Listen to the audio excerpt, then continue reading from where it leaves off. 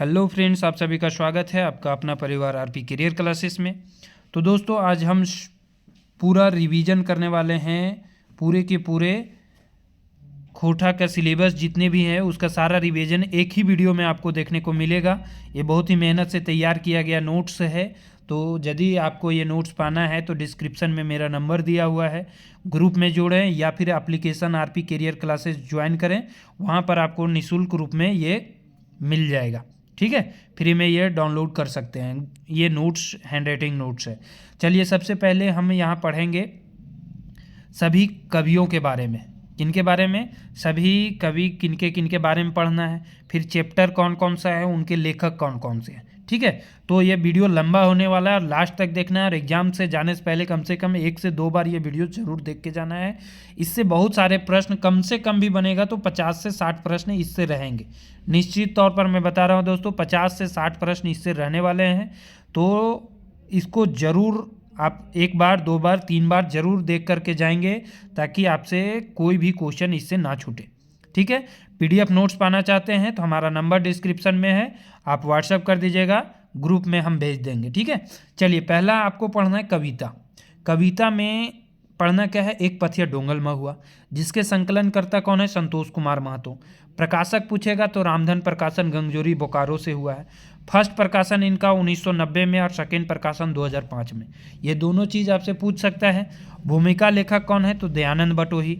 और कुल कविता कितने हैं? 47 कविताएं। देखिए, ये सभी प्रश्न आपके बन सकते हैं। कविताएं कितने? 47।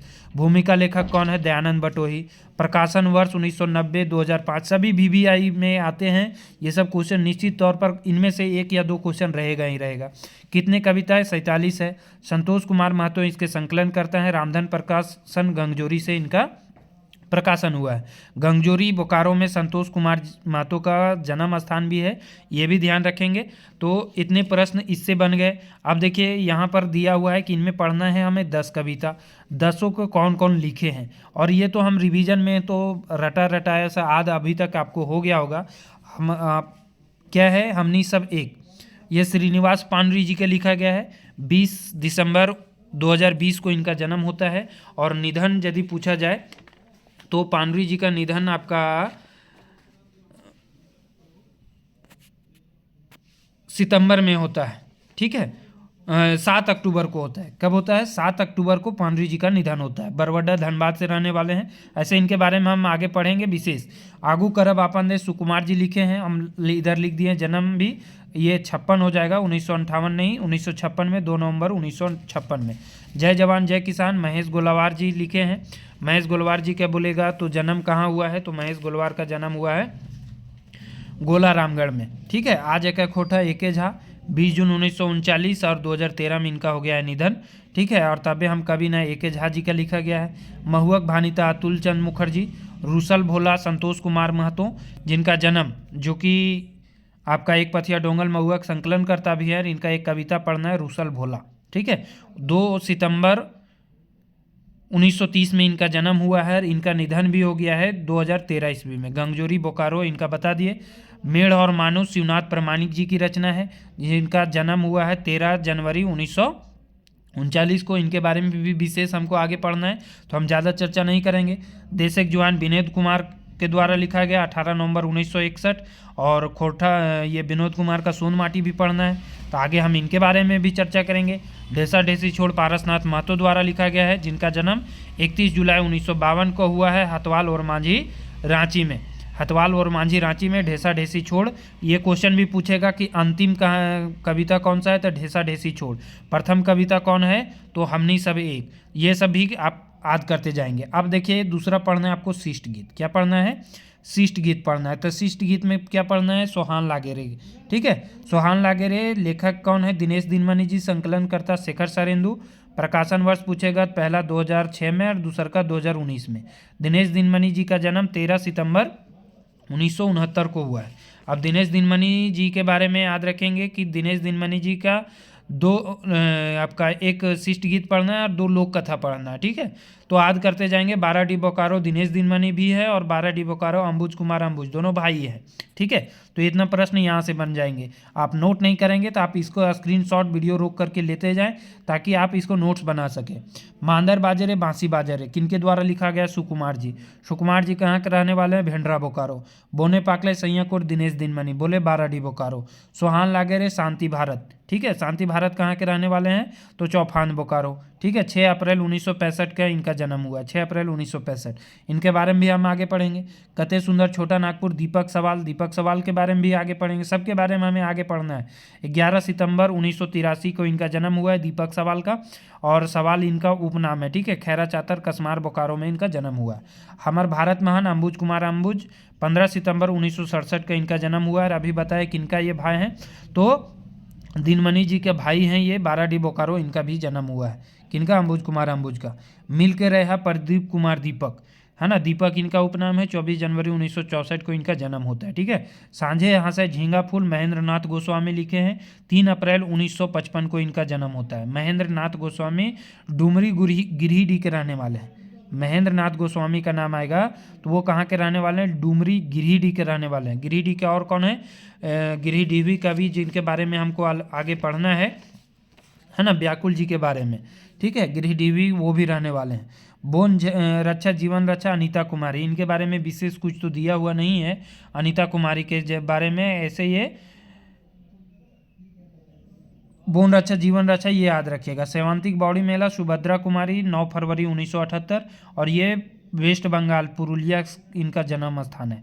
वेस्ट बंगाल पुरुलिया इनका जन्म स्थान है। शायद मायके बोकारो है, ठीक है। अगला है ससुराल बोकारो है सुभद्रा कुमारी का। जय माँ जननी शिवनाथ प्रमाणिक की रचना है। 13 जनवरी 1949 को लिखा गया है। शिवनाथ प्रमाणिक बैदमारा बोकारो बता दिए। शिवनाथ प्रमाणिक का एक आपका जय माँ जननी पढ़ना है, और शिवनाथ प्रमाणिक का मेढ़ और मानुस पढ़ना है। ये भी पूछ सकता है कि कौन सा इनमें से नहीं पढ़ना है। तो ये इस तरह से भी क्वेश्चन कहीं से भी घुमा सकता है, कोई भी स्टेटमेंट दे सकता है, कहीं से भी देगा, आपको तैयार रहना है। अब पढ़ना है लोक कथा।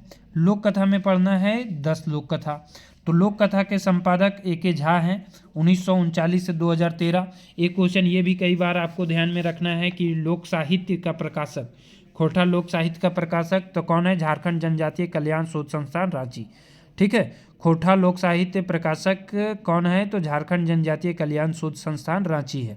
तो ये जरूर याद रखेंगे, ठीक है।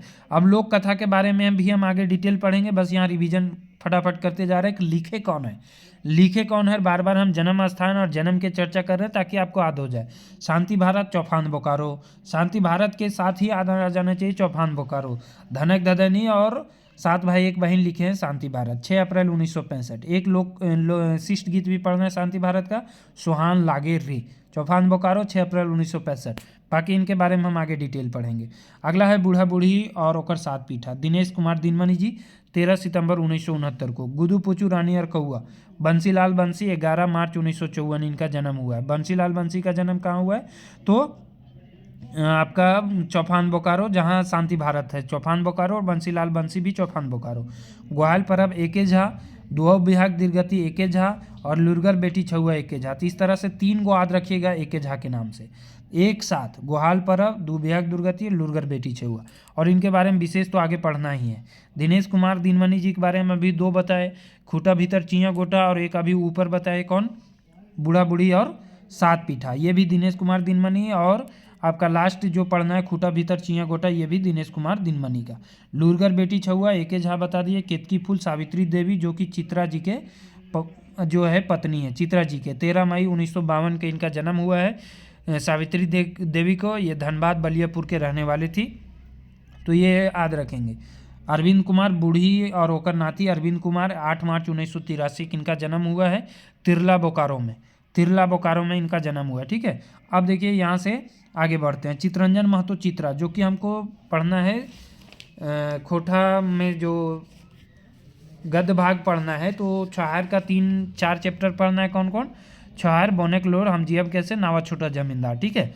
और 6 जनवरी 1946 को लारी रामगढ़ में चित्रंजन महतो चित्रा जी का जन्म हुआ है। साबी साची के नाम से ये जाने जाते हैं। नहीं, साबिसाची नहीं, चित्रा जी के उपनाम से ये जाने जाते हैं।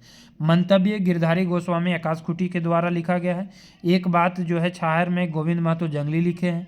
लेखक परिचय वासुदेव महतो लिखे हैं। प्रस्तावना ए.के. झा जी के द्वारा लिखा गया है। ये इंपॉर्टेंट है, प्रस्तावना पूछता है कि छाहर बुक में प्रस्तावना किसने लिखा है? ए.के. झा। प्रकाशन 2007 ईस्वी में हुआ है। इसका प्रकाशन कब हुआ? 2007 ईस्वी में। विनोद कुमार सोंधमाटी, जन्म 1961 और दारू झुमरा हजारीबाग के रहने वाले हैं।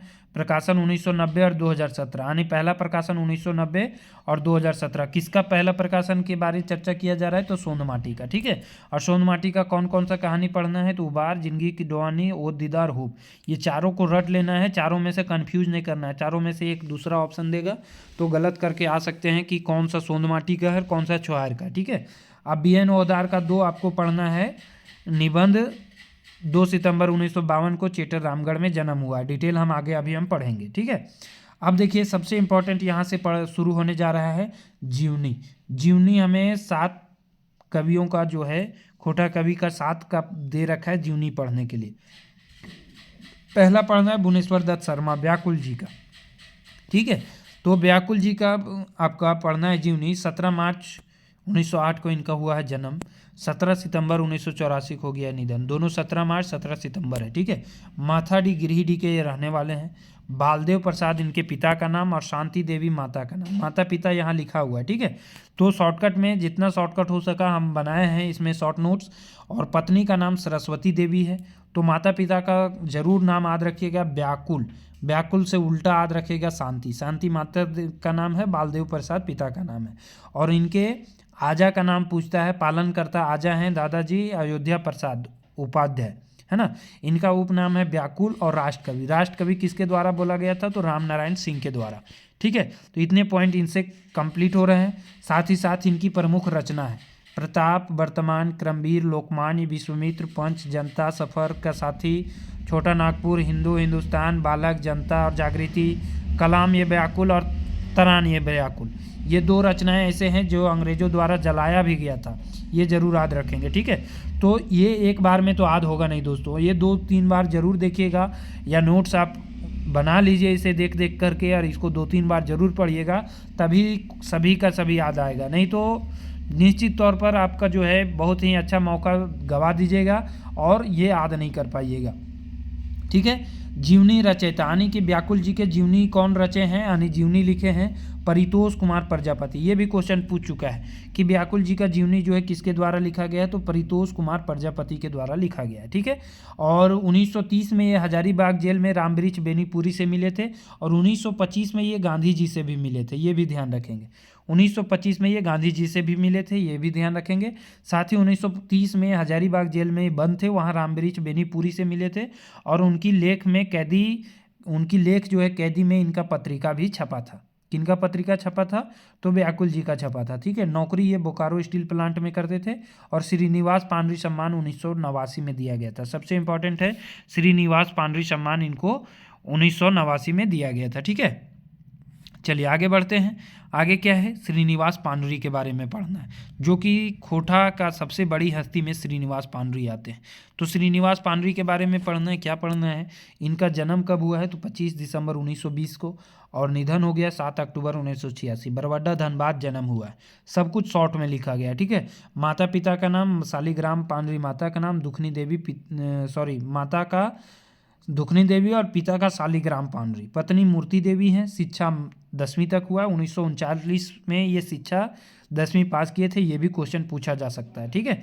1946 से ये लेखन का काम शुरू किए हैं। ये भी क्वेश्चन पूछता है कितने वर्ष इन्होंने खोटा को दिए, तो 40 वर्ष, क्योंकि 1946 में इनका हो गया है निधन, ठीक है। तो 46 से लेकर 86 तक 40 वर्ष इन्होंने, लगभग 4 दशक इनमें खोटा में बिताए। खोटा भीष्म पितामह किसके द्वारा कहा गया है? ये सारे उपनाम है, ठीक है, या उपाधि है। उपाधि भी बोल सकता है क्वेश्चन में, या उपनाम भी बोल सकता है। भीष्म पितामह की उपाधि या उपनाम किसके द्वारा दिया गया है? तो राज जी के द्वारा। खोटा वाल्मीकि रामदयाल पांडे के द्वारा। खोटा का टैगोर चतुर्भुज साहू। खोटा का नागार्जुन विकल शास्त्री। अक्षय बोर शांति भारत, है ना। तो इतने सारे प्रश्न इनके उपनाम से आते हैं। कवि क्षेत्र 1946 में ये पान की गुमटी से अपना लेखन का कार्य शुरू करते हैं, ठीक है।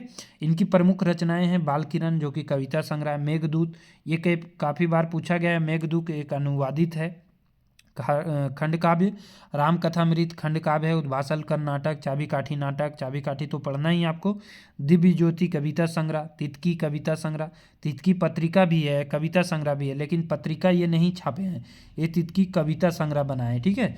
कुसमी कहानी है, आंखें की गीत का पढ़ना था पहला सिलेबस में आपको, ये भी कविता संग्रह है, मधुक देशे, रक्त भिंजल पंखा, अग्नि परीक्षा, और भी इनके रचनाएं हैं, बहुत सारी रचनाएं हैं जो इनका छपा भी नहीं हुआ है, तो और भी बहुत सारी रचनाएं हैं, लेकिन महत्वपूर्ण में से इतने सारे हम लेकर के आए हैं जो एग्जाम में आपको पूछे जा सकते हैं। अब तीसरा जो पढ़ना है, ए.के. झा जी के बारे में पढ़ना है। ए.के. झा जी का पूरा नाम अजीत कुमार झा, 20 जून 1939 को जन्म और 29 सितंबर को इनका हो गया है निधन। कहाँ हुआ है? चांदीपुर बोकारो में। कहाँ हुआ है? चांदीपुर बोकारो, ठीक है, ठीक है। पत्नी इनकी भानुमती कुमारी है, पत्नी का नाम भानुमती कुमारी। अध्यापन 1964 में डुमरी गिरिडीह उच्च विद्यालय गुमला से विज्ञान से इन्होंने पास किया है। उपनाम है झारपात, वेदरवाइज, मौसम वैज्ञानिक। उपनाम जरूर याद रखेंगे, मौसम वैज्ञानिक, मौसम से संबंधित इनको पुरस्कार भी मिला है, ठीक है। और झारपात, वेदरवाइज, मौसम वैज्ञानिक इनको कहा जाता है। खोटा घरक मूंदी खूटा कहा गया है किसके द्वारा? तो महेंद्र नाथ गोस्वामी के द्वारा, ठीक है। शिक्षा 10वीं पास 1959 में किए हैं और बीएससी उन्होंने कोलंबस महाविद्यालय हजारीबाग से 1963 में किया, ठीक है, तो ये याद रखेंगे। सम्मान इनको पांडुरी स्मृति सम्मान से सम्मानित किया गया है। राष्ट्रभाषा सम्मान, मौसमविद विज्ञान सम्मान भी दिया गया है। खोटा रत्न, खोटा सपूत के सम्मान से भी इनको नवाजा गया। बहुत सारे सम्मान इनको दिए गए हैं। तितकी पत्रिका का संपादन ये पहला नहीं है, ये दूसरा बार संपादित कर रहे थे। 1983 से ये संपादित करते हैं तितकी पत्रिका। पहले संपादक राज जी हैं तितकी पत्रिका का, ठीक है, ये याद रखेंगे। एक टोकी फूल, ये कई बार पूछा जा चुका है, ये लोकगीत है, 1984 में इनका छपा हुआ है एक टोकी फूल। खोटा गद्य पद संग्रह, खोटा लोक कथा, दूध डायर जिरहुल फूल, पुटी और पालू जो शब्द चित्र है, कविता पुराण जो कि बाल कविता है, खोटा घरे खोटा कांठे पैदे खड़ी, खोटा कांठे गैदे खड़ी, सैर सरगट उपन्यास है जो काफ़ी इंपॉर्टेंट है, ठीक है। खोटा कांठे गैदे खड़ी क्या है? निबंध संग्रह है, ये भी ध्यान रखेंगे। और पैदे खड़ी कविता संग्रह, ये क्वेश्चन पूछा जा चुका है। सैर सरगट उपन्यास है जो काफ़ी इंपॉर्टेंट है इनका। मेक्का मेक्की ना मेट माट, ये भी इंपॉर्टेंट है इनका, ठीक है। खोटा सदानिक व्याकरण जो पढ़ना है आपको। खोटा भाषा विज्ञान, बड़का बुजुर्ग बिरसा की जीवनी भी इन्होंने ही रचना किया है। बड़का बुजुर्ग बिरसा 1989 में इनका जीवनी, पिछला सिलेबस में जीवनी बड़का बुजुर्ग बिरसा का पढ़ना था जो कि ए.के. झा जी के द्वारा लिखा गया, ठीक है। आगे बढ़ते हैं। विश्वनाथ दसौंधी राज, चौथा आपको पढ़ना है विश्वनाथ दसौंधी राज जी के बारे में, ठीक है। तो हम बार बार बोल रहे हैं कि इसका नोट्स जरूर तैयार करते जाएंगे और एग्जाम से पहले 2-3 बार ये वीडियो जरूर देख के जाएंगे। कम से कम 50 प्रश्न रहेंगे, पूरा वीडियो जरूर देखिएगा लास्ट तक। ये वीडियो काफ़ी लंबा होने वाला है, 1 से 1.5 घंटे का रहेगा ये वीडियो, ठीक है। तो अंत तक जरूर देखें दोस्तों, और इसे रिवाइज जरूर करेंगे। विश्वनाथ दसौंधी राज, उपनाम क्या है? राज। 15 अप्रैल 1943 को जन्म, 16 अक्टूबर 2000 को निधन। कहाँ जन्म? भटमुरना, कतरासगढ़, धनबाद में। उपनाम क्या है इनका? राज। माता का नाम फूटा देवी, पिता का नाम मुखराम दसौंधी, ये क्वेश्चन पूछा गया है। शिक्षा 10th Ganga Narayan memorial high school 10th किए, 12th भी गंगा नारायण मेमोरियल से ही किए थे शायद, या आरएसपी कॉलेज झरिया से किए थे। बीए हिंदी रांची विश्वविद्यालय से, और बीपीएड किए, ये काफ़ी इंपॉर्टेंट है, देवघर से इन्होंने बीपीएड किया 1970 ईस्वी में, ठीक है। और तितकी पत्रिका का पहला संपादक पूछेगा तो यही थे 1977 में, ठीक है। जब ये बंद कर दिए तो ए.के. झा जी के द्वारा 1983 से शुरू किया गया, ठीक है। भगजोगनी उपन्यास काफ़ी इंपॉर्टेंट है, 2004 में ये प्रकाशित हुआ है। अजगर नाटक जिसका पहला प्रकाशन 2004 और 2020, क्योंकि अजगर पढ़ना था और प्रीवियस एग्जाम में देखिएगा तो अजगर के बारे में दे दिया है, ठीक है, क्योंकि विश्वनाथ दसौंधी राज जी के बारे में हमको पढ़ना है, तो अजगर से भी क्वेश्चन पूछ सकता है, इसमें कोई डाउट नहीं है कि नहीं पूछ सकता है। ढलती सांझ का सूरज हिंदी उपन्यास है। वेदना का पंख कविता है।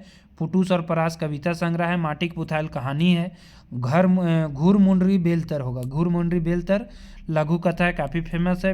बिहार भूमि हिंदी पत्रिका है। तितरी उपन्यास है। तितकी पत्रिका का पहला संपादक इन्होंने किया था, तो ये भी बात आप ध्यान रखेंगे, ठीक है।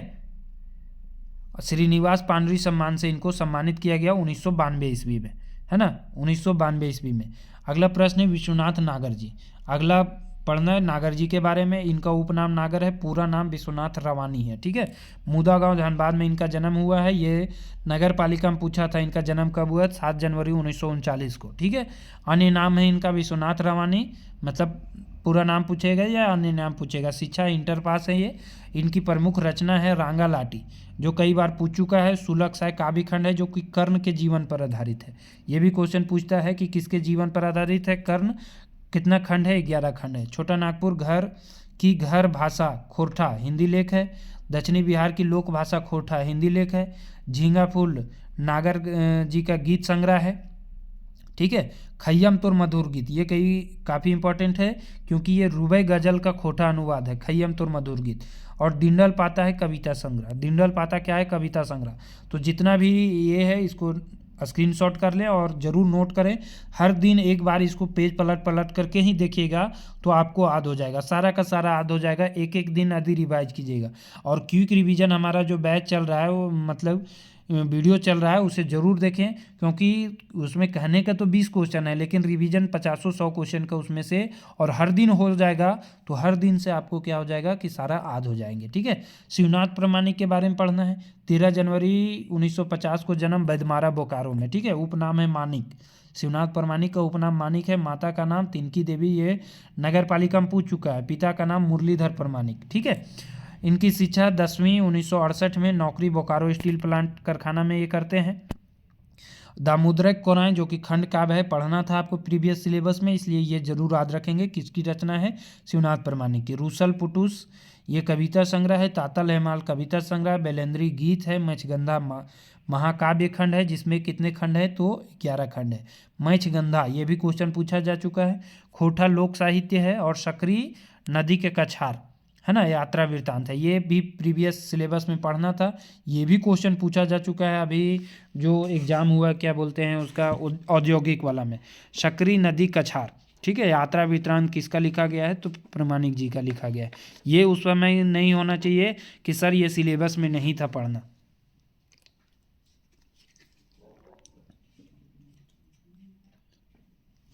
ठीक है, चलिए आगे बढ़ते हैं। श्याम सुंदर महतो जी के बारे में, और ये अंतिम है ना। 5 सितंबर 1936 खेसमी गाँव में धनबाद में इनका जन्म हुआ है। श्याम सुंदर महतो जी का, तो ये याद रखेंगे। श्याम इनका उपनाम है। पत्नी का नाम इंदु बाला देवी है। माता गंगमणि देवी और पिता केदारनाथ महतो। शिक्षा 1956 आज़ाद हाई स्कूल गोमो से किए हैं। बीए 1960 सत कोलंबस कॉलेज हजारीबाग से किए हैं। नौकरी account section Bokaro steel plant में, और 1997 में ये सेवानिवृत्त भी हो गए हैं। तो ये क्वेश्चन पूछता है कि अकाउंट सेक्शन में कौन नौकरी करते थे, तो श्याम सुंदर महतो के द्वारा ये वो किए थे, ठीक है। श्रीनिवास पांडुरी सम्मान 2004 में इनको दिया गया है, ये जरूर याद रखेंगे। मुक्तिक डहर ये काफ़ी इनका फेमस काव्य खंड है, जो कि 8 खंड में विभक्त है। 1995 में छपा है, काफ़ी इंपॉर्टेंट है। भी आई है, स्टार लगा लीजिएगा इस पर। मुक्तिक डहर, ठीक है। विनोद बिहारी महतो का जीवनी लिखे हैं कौन, तो श्याम सुंदर महतो जी। और चांड्रेक मुंडे बेल, है ना, चांड्रेक मुंडे बेल, ये कविता संग्रह है। 1939 में ये छपा है। तोर और हम बगदल नेता चला गिदर आम झारे, ये सब इनका कविता संग्रह है। कहानी कौन कौन है, फूल सुंदरी, घूसखोर, झींगा लते कोहड़ा, ये भी इंपॉर्टेंट है, झींगा लते कोहड़ा, ठीक है। ये क्वेश्चन पूछ सकता है, तो जो बोल रहे हैं पूछ सकता है, वो ध्यान रखेंगे, पूछ सकता है, ठीक है। अब हम सारे चैप्टर का रिवीजन करते हैं। यहाँ तक तो जीवनी का रिवीजन करें, कौन चैप्टर किसके द्वारा लिखा गया है वो हम अभी तक रिवीजन करते चले आए, ठीक है। अब हम यहाँ से जो है जीवनी का रिवीजन करेंगे, सभी चैप्टर बाय चैप्टर रिवीजन करेंगे, ठीक। तो चलिए संतोष खोटा का हम बात करते हैं। तो खोटा का प्रकाशन या लोक कथा का प्रकाशन लोक साहित्य का झारखंड जनजातीय कल्याण शोध संस्थान रांची से किया गया है, याद रखेंगे। 7 भाई एक बहन किसके द्वारा लिखा गया है, शांति भारत के द्वारा। तो शांति भारत के बारे में आपको पढ़ना है, हम आगे पढ़ेंगे। इसमें 7 भाई एक बहन में क्या है, 7 भाई है, एक बहन है, 7 की शादी हो गया है, 7 गो भौजाई है। इसमें क्या क्या बात आया, पॉइंट केवल लिखा गया है। वाहन का नाम क्या है, सुग्गा। बनीजे मतलब क्या होता है? व्यापार। क्वेश्चन पूछ चुका है बनीजे का अर्थ क्या होता है? व्यापार। इसी में बनीजे का आया है कि सातों भाई कहाँ जाते हैं? व्यापार के लिए। क्या चढ़ के जाते? घोड़ा। ये भी क्वेश्चन आया है। मंझली परसिनाही थी क्योंकि नेहरा में बड़ी चास बारी था, क्योंकि नेहरा में इनका क्या था? मंझली के खेत बाड़ी ज़्यादा था, इसलिए थोड़ा ये चनपन थी और ज़्यादा तेज बनती थी, कह सकते हैं। ठीक है। और इसके कौन कौन से परीक्षा होते हैं? तो परीक्षा कौन कौन से सुगक लिया जाता है? फुटल घैला दे के पानी लाने के लिए बोलते हैं। बोन से काट लाने के लिए बिना रस्सी को बोलते हैं। जोतल बारी में सरसों छीट के फिर उसको चुनने बोलते हैं। डूमर पर चढ़ा देते हैं। ठीक है। मदद कौन करता है? तो बेंगा जो है, इसको मेढक जो है मदद करता है पानी लाने में। बोन से काट लाने में धामना सांप मदद करता है। परेवा लोग जो है इसको मदद करता है सरसों चुनने में। और छोट भाई के कंधा पर जो है लोर गिरता है, तब पता चलता है कि डूमर पर सुगा जो है बैठ के कांदो लगल है। तो इतना बात जो है लोक कथा से, लोक कथा माइंड में यदि आप पढ़े होंगे, देखिए हम पढ़ा नहीं रहे दोस्तों, हम रिवीजन करा रहे हैं। पढ़े होंगे तो आपको जरूर लोक कथा माइंड में रिवीजन हो गया होगा कि इसमें क्या कहना चाह रहा था, मतलब क्या था लोक कथा का सार। ठीक है। क्वेश्चन कहाँ कहाँ से पूछेगा ये हम आपको इसमें बता रहे हैं। ठीक है। अब शांति भारत के बारे में जानेंगे। तो शांति भारत 6 अप्रैल 1965 के इनका जन्म हुआ चौफान बोकारो में। शांति भारत का पढ़ना क्या क्या है? शांति भारत का 2 लोक कथा पढ़ना है, 7 भाई 1 बहन और धन एक ददैनी। ठीक है। और एक पढ़ना है सोहान लागे रे। सोहान लागे रे क्या है? शिष्ट गीत है। ठीक है। माता का नाम इनका पूछेगा तो रत्नी देवी, और पिता का नाम कुंजू महतो, और इनका उपनाम है शांति भारत। भारत इनका उपनाम है। रचना है बरवड्डा के अक्षय बोर, जो संस्मरण रचना है। ये उपाधि भी किनको दिए थे? पांडरी जी को। लौतन डहर, जुगे मरम, ये कविता संग्रह। बेलेंद्री लोकगीत संग्रह है। माटी घरे चांद तोहर कविता संग्रह है। भांड फिंगाठी है। फूल एकांकी है इनकी रचना। पेशा क्या है? बोकारो स्टील प्लांट में सुरक्षा निरीक्षक के पोस्ट पर ये तैनात थे, और शिक्षा BA MBA इन्होंने किया है। ठीक है। तो शांति भारत के बारे में यहाँ हो गया। इनका जन्म 6 अप्रैल 1965 चौफान बोकारो, और इनकी रचना जरूर याद रखेंगे। धन एक धदैनी के बारे में पढ़ते हैं। तो धन एक धदैनी को तुरंत रिन्यू कीजिए कि इसमें लोक कथा में कहानी क्या था। तो लोक कथा में कहानी क्या था? चमटू था, चमटू की माँ थी। चमटू बाजार हाट जा कर के बंदर खरीद के लाता है। बंदर उसको खूब धनवान कर देता है, लेकिन बंदर के प्रति इन लोग का प्रेम नहीं था। तो बंदर क्या करता है कि पूरा उसके बिल्डिंग को, उसके घर को जला देता है। ठीक है। यही इसका सार है। और इसमें लिखा कौन है? तो शांति भारत। मुख्य पात्र कौन है? चमटू, बंदर, चमटू की माँ, और एक और पात्र इसमें पूछेगा तो चमटू के जनी। चमटू का शादी हो जाता है, किसके द्वारा कराया जाता है? तो बंदर ही जा कर के दूसरे राजा के बेटी से इसका शादी कराता है। इसमें एगो रूपक टाका का नाम आया है, क्वेश्चन पूछ चुका है कि इसमें चमटू को क्या देती है उसकी माँ? तो एगो रूपक टाका देती है बाजार जाने के लिए। बाजार की मतलब किस लिए? व्यापार करने के लिए इसको पैसा देती है, लेकिन वो क्या खरीद के लाता है? बंदर। तो उसमें एक पंक्ति आता है कि यह लूरी तोर बापा आधे दिने में टिंगर लो। मतलब यह लूरी तोर बापा ढोक्सा, ढोक्सा आधे दिने में टिंगर लो। ढोक्सा मतलब होता है बहुत खाने वाला। ठीक है। तो ढोक्साहा आधे दिन में टिंगर गलो मतलब दिमाग ना हलो से भरी। ठीक है। तो ये चीज़ इसमें नाम आया है। और एक नाम आया कौन सा? लकड़ी से जलाने की इसकी माँ बात करती है बंदर को। तो बंदर को कहती है कि बंदर जब परीक्षा लेता है, बंदर बोलता है कहाँ माँ यदि हम मर जेबो तो हमरा की करबी? तो बंदर को माँ बोलती है कि हम बड़ी कांदबो, घर में जे है से बड़ी एथी होता है शोक मनेबो, और तोरा चंदन के लकड़ी से जलेबो। तो एक दिन बंदर जो है क्या करता है? मरने का नाटक करता है। और जब सुबह पता चलता है कि बंदर का मरने का नाटक किया, बंदर मर गया है, तो इसकी माँ बोलती है कि जो जोरे चमटुआ एकरा उन्हें फेंक दी, नहीं तो ढेर देरी होतो तो गमकतो, एकर पैरवा में रस्सी बांध और एकरा घिसियली ले जो, और जाकर के दूर जाकर के फेंक देता है। बंदर फिर गुस्सा से उठता है और आकर के उसका सारा राजपाट जला देता है। ठीक है। अगला है दिनेश कुमार दिनमणि जी का लिखा बूढ़ा बूढ़ी और 7 पीठा। ठीक है। बूढ़ा बूढ़ी और 7 पीठा। पीठा क्या है? पकवान। पीठा एक तरह का पकवान है। इसमें कितना पीठा बनाया जाता है? 7। और साथ ही लोग उसको शमशान घाट जलाने के लिए भी जाते हैं। ठीक है। इसमें एक शब्द आया निपुतिया। निपुतिया का अर्थ होता है बिना औलाद के, ठीक है, जो कि नई समास है। कौन समास? नई समास। दिनेश कुमार दिनमणि जी के बारे में जानते हैं। तो दिनेश कुमार दिनमणि जी 13 सितंबर 1969 को जन्म, बाराडी बोकारो में। माता का नाम फूली देवी, पिता महेश्वर महतो। दिनेश दिनमणि जी और एक और किनका नाम हम बताए थे, जो दोनों भाई हैं, दिनेश दिनमणि और अंबुज कुमार अंबुज, ठीक है। तो दोनों का माता पिता, माता फूलू देवी, पिता महेश्वर महतो, याद रखेंगे। प्रोफेसर आरटीसी कॉलेज और मांझी में पढ़ाते हैं, उपनाम दिनमणि है। शिक्षा एमए खोटा से भी, हिंदी से भी इन्होंने एमए किया है।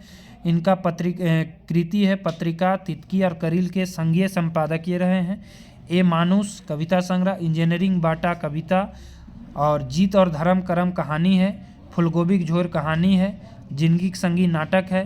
सुहान लागे रे गीत और खोटा रत्न इनको दिया गया है वर्ष 2011 ईस्वी में। तो शिवनाथ प्रामाणिक से इतने बात आप ध्यान में रख सकते हैं। कुल लोक कथा तो समझ में आ गया। बूढ़ा बूढ़ी दुख बूढ़ा बूढ़ी रहता है जो कि 7 पीठा बनाता है और उसमें लड़ जाता है कि के 3 गो खाएगा और के 4 गो खाएगा। तो इसमें यह फैसला लेता है कि जे आगू बोलेगा वो खाएगा 3 गो और जो पाछू बोलेगा वो खाएगा 4 गो। ये भी क्वेश्चन पूछ सकता है कि इसमें क्या दोनों में करार हुआ था। अगला प्रश्न है गुदू पुचू रानी और कौआ, जो कि लिखे हैं बंसीलाल बंसी जी। गुदू पुचू रानी लाल पोका है ना। एक ही पेड़ पर गुदू पुचू रानी भी रहती है और कौआ भी रहता है, ठीक है। इसमें सबसे इंपॉर्टेंट है कि गुदू पुचू रानी को खाना चाहता है कौआ, तो गुदू पुचू रानी बोलती है कि जो तू अपन पहले ठोर धो के आ। तो वही ठोर धोने के लिए सबसे पहले किसके पास जाता है? पानी पास। तो वो मांगता है कि कोई बर्तन हो तबे ना पानी दबाओ। तो बर्तन लाने के लिए वो भेज देता है कुम्हार के पास। कुम्हार कहता है कि माटी कोड़ेल कुछ न खो से जो कुकुर पास से सींग ले आओ। आखिर कुकुर पास तो सींग नहीं रहता है, लेकिन इसको बोला कुकुर पास से सींग ले आओ। कुकुर बोलता है कि हम बड़ी भूखल लियो, हमरा दबे दूध भात खाइल तब हम तोरा सींग दबो। तो चल जाता है दूध खोजल गाय के पास। गाय बोलती है कि हम बड़ी भूखे हैं तो हमको घास चाहिए तब हम दूध दे सकते हैं। फिर घास के पास जाता है। घास बोलता है कि तुम काटोगे कैसे? तो उसके लिए चाहिए हंसिया, है ना। तो वो चला जाता है कमार के पास, मतलब जो लोहार होता है जो हंसुआ बनाता है उसके पास। वो बोलता है कि ठीक है बना देते हैं, नरमा नरम लेगा कि गर्मा गर्म? तो ये बोलता है गर्मा गर्म। गर्मा गर्म ठोर से वो छूता है, उसका ठोर जो है जल जाता है। तो बंसीलाल बंसी जी का जन्म 11 मार्च 1954 चौफान बोकारो। पिता मोतीलाल साहू, माता बसनी देवी। डिंडक डोवानी इनकी रचना है, प्रबंध काव्य, ठीक है। और रैस्का और चासा इनकी कहानी है। बस 3 ही चीज़ इनका याद रखेंगे। जन्म चौफान बोकारो में हुआ है, कब हुआ है? 11 मार्च 1954 को। और रैस्का और चासा इनकी कहानी है। डिंडक डोवानी इनका प्रबंध काव्य है, ठीक है। आगे बढ़ते हैं। 5वां नंबर है ग्वाल परब। ग्वाल परब लिखे हैं कौन? ए.के. झा। ए.के. झा के बारे में दोस्तों ऊपर हम पूरा बता दिए। हम बार बार रिवीजन इसमें करेंगे तो वीडियो जो है 2-3 घंटा का हो जाएगा, इसलिए ए.के. झा के बारे में हम शुरू में ही बता दिए, ठीक है। इसमें नाम आया कौन सा नदी का? नदी बराकर का। और खीर पीठा। खीर पीठा एक तरह का क्या है? भोजन है जो कि कार्तिक अमावस्या में बनाया गया था, जो गुरखिया था जानवर को नहीं देता है। जानवर गुस्सा जाते हैं और वो लोग एक घर से भाग जाते हैं। फिर उन लोग को मना के लाता है, फिर उन लोग को बना के खीर पीठा देता है। तभी से ये माना जा रहा है कि सोहराय पर्व कार्तिक अमावस्या में मनाया जाता है, ठीक है। गोहाल पर्व से इसमें क्वेश्चन पूछ सकता है कि कमनहार गोरखिया का नाम किस में आया है? तो गोहाल पर्व में इसको लिखे हैं ए.के. झा। ए.के. झा 3 लोक कथा लिखे हैं, दू बिहाग दुर्गति भी, गोहाल पर्व भी और लुरगर बेटी छुआ भी, ठीक है। तो कार्तिक अमावस्या का सोहराय पर्व के नाम आया है, नदी बराकर का नाम आया, खीर पीठा का नाम आया, ठीक है।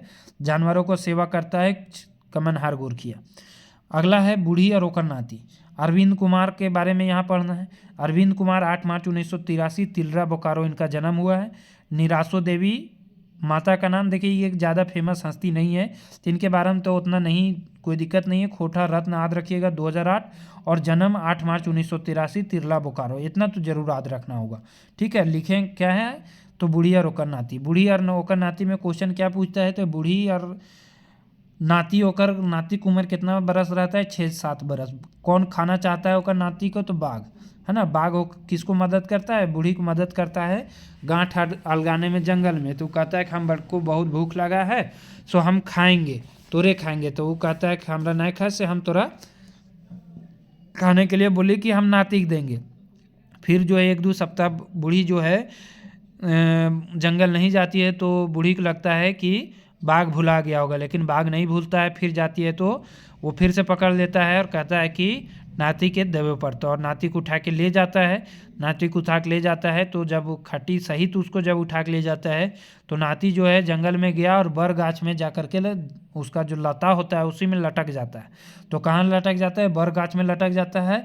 और वहाँ बर गाछ के नीचे रहता है भैंसा सब, भैंसा सब के साथ ही वो रहता है, वही लोग के साथ खाना पीना होता है। और वो लोग को शरीर उरीर खुजला देता है, भैंसा लोग उसको दूध पिला पिला करके उसको मोटा कर देते हैं, ठीक है। और ब्याह इसका होता है राजा के बेटी से, ब्याह इसका होता है राजा के बेटी से, क्योंकि इसका चूल जो है बाल जो है बहुत सुंदर रहता है। जब इसका बाल देखती है राजा के बेटी तो वो मंत्र मुग्ध हो जाती है, कहती है कि जब एक चूल इतना सुंदर होता है तो वो आदमी कितने सुंदर होते हैं, है ना। तो इसलिए फिर उसको बुलावा दिया जाता है और राजा की बेटी से ब्याह भी किया जाता है, करवाया जाता है। और इसके बाराती में सभी जानवर पशु सब जाते हैं, बाघ हाथी भैंसा सब जाते हैं, ठीक है। अगला प्रश्न है दुबिहा दुर्गति, ये भी लिखे हैं एके झा जी के बारे में हम पढ़ चुके हैं तो याद रखेंगे। एके झा जी के बारे में बार बार हम चर्चा नहीं करेंगे, ठीक है। एक अजीत कुमार झा पूरा नाम, 20 जून 1939 को जन्म, 29 सितंबर 2013 का निधन, चांदीपुर बोकारो में जन्म हुआ। माता का नाम कुसुम बाला झा, पत्नी का नाम भानुमति कुमारी, पिता का नाम लक्ष्मी नारायण झा। मतलब इतना रट लेना है कि जैसे हमारे जैसा आपको लाइन बाय लाइन याद हो जाना चाहिए, ठीक है। दुबिहा दुर्गति, इसमें 2 ब्याह होता है। चनफन कौन रहती है? छोटकी जो है चनफन रहती है, और बड़की जो है छोटकी को मज़ा चखाने के लिए गुंदली में तेल डाल देती है। तालाब का नाम आया है इसमें, ढोढ़ा का नाम आया है जिसको तालाब कहा जाता है, ठीक है। तो बहुत ज़्यादा इसमें नहीं है, बस दुबिहा दुर्गति लिखे कौन है? एके झा। 2 शादी इसको किया गया है इसमें, ठीक है। अगला है छागर गोरखिया और केतकी फूल, इसको लिखे हैं सावित्री देवी जो चित्तरंजन महतो चित्रा के पत्नी है, ये याद रखेंगे। इसमें राजा राजकमल नीलकमल का नाम आया है।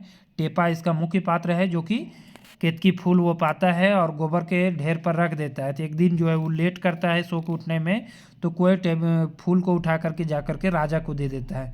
तो राजा की जो बेटी है वो देखती है कि इतना सुंदर फूल है, वो उसी समय वो ऐलान करता है कि जो इस फूल का जोड़ा लेकर के आएगा उसको हम क्या करेंगे? आधा राजपाट और अपना बेटी से ब्याह भी कर देंगे। तो केतकी फूल लाने के लिए टेपा जो है बाहर चला जाता है। उसको कई हाथों जगह से उसे टकराना भी पड़ता है, कई समस्याओं का भी सामना करना पड़ता है, ठीक है। गोबर के पास ये फूल को रखता है, ये भी याद रखेंगे। वो 2 पहला चिवरा लेकर के जाता है केतकी फूल को ढूंढने के लिए। और सबसे पहले मिलती है राक्षिन को क्या बोलता है? मौसी, है ना, क्या बोलता है? मौसी, ठीक है। तो मौसी कह करके आगे बढ़ता है और फिर उसको मार देता है। जब वो मार देता है तब वहाँ का राजा को पता चलता है, करे राक्षिन को मार दिया, कौन मारा? कोई ना कोई बलवान और बुद्धिमान ही होगा। तो उसी समय वो अपने बेटी से उसको विवाह के लिए बोल देता है। तो वो नहीं शादी करता है, वहाँ से आगे बढ़ जाता है। आगे बढ़ता है तो एक राजा का जो है बेटा का देहांत हो गया रहता है, फिर वो वहाँ जा कर के इसको जिया देता है, उसको जिंदा कर देता है। फिर वो अपने बेटी से उसको शादी कर देता है। फिर आगे जाता है तो एक राक्षिन रहती है, राक्षिन की बेटी जो है काफ़ी सुंदर रहती है, तो उससे भी एक विवाह कर लेता है। तो आनी टेपा का विवाह कुल कितना होता है? 4, जिसमें राजा की बेटी से 3 होता है और एक राक्षिन का बेटी को भी साथ लेकर के आता है। अब साथ लेकर के आया, विवाह किया कि नहीं किया वो पता नहीं, लेकिन साथ लेकर के राक्षिन का बेटी भी सुंदर थी उसको लेकर के आ जाता है, ठीक है। विदाई में एक पहला राजा सोना का मुंगरा देता है और बांडी हथनी देता है और हाथी के खड़ग भी इसको मिलता है, ठीक है। तो इतना चीज़ याद रखेंगे। राक्षिन की बेटी याद रखेंगे, सावित्री देवी के बारे में याद रखेंगे। सावित्री देवी इनके लेखक हैं, मतलब लिखे हैं, ठीक है। सावित्री देवी के बारे में विशेष कुछ दिया हुआ नहीं है, कहीं कोई भी सोर्स से मिला नहीं है, ठीक है। लुरगर बेटी छुआ एके झा जी के बारे में पूरा पढ़ चुके हैं। इनका मुख्य पात्र रहती है चापू, मुख्य पात्र क्या रहती है? चापू, ठीक है। तो ये पूछ सकता है बेटी का नाम लुरगर बेटी छुआ का नाम क्या रहता है? चापू रहता है। तो इसमें कई तरह के ये बुझौल बुझाती है, वो ध्यान में रखेंगे। एक बुझौल है सोज काट के बेकवे ले गेल है, यानी सोज काट के बेकवेल गेल है मतलब हरे के बुटवा बनवेल गेल है। हर का जो एक पीछे पकड़ने वाला होता है उसको बनाने के लिए बोलते हैं, तो हर के बुटवा बनवेल गेल है। एक यहाँ बुझौल है कि हमर बाप कांटक बारी कांटक बेड़ बनवे गेल है, मतलब बैंगनबाड़ी में कांटा के बेड़ घोरे लागल है। एक बुझौल उसमें आता है कि हमर माय एक ले दुई करे लागल है। हमर माय एक ले दुई करे लागल है मतलब खाने वाला और बोने वाला धान को अलग कर रही है। फिर एक और बुझौल आता है कि हमर बाप गेल है छोटू से बड़ करेले। हमार बाप गेल है छोटू से बड़ करेले मतलब रुआ धुनो लगल है, मतलब छोटा जो गद्दा था उसको रुआ धुन करके बड़ा कर रहे हैं। फिर एक बुझौल आता है माय माय एगी माय से तकर गिदरवन के सिझवे लागल है। माय एगो माय से तकर गिदरवन के सिझवो लागल है मतलब अरहर के ही लकड़ी से अरहर की दाल बना रही है। बाप अगला बुझौल है कि बाप आगे पाछू होवो लगल है। माय एगो माय से तकर गिदरवन के सिझवे लागल है, बाप जो है आगू पाछू होवे लगल है मतलब आग के झरक लेल आगू पाछू हो रहा है। आग को वो आगे पीछे करके लगा रहे हैं, वहाँ बैठे हुए हैं। जखनी तेज आग लगता है तो वो पीछे चले जाते हैं, जखनी कम आग लगता है मतलब ताप लगता है तो वो आगे चले जाते हैं। ठीक है, तो इसमें बहुत तरह का बुझौल जो है सभी को बुझाती है, जिसमें सारे लड़के फेल हो जाते हैं। जब लास्ट में सारा गांव वाला आ जाता है तो कहता है कि नहीं इसका हमको मतलब पता होना चाहिए। तो मतलब के लिए जब उसका बाप सारे चीज़ों के बारे में बता देता है तब उसका बेद कढ़ी बिया होता है। चापू का क्या होता है मनपसंद बेद कढ़ी बिया होता है, फ्री में होता है बिया। ठीक है, तो इतना चीज़ इससे ज़रूर याद रखेंगे। लास्ट है आपका खूटा भीतर चियाँ गोटा।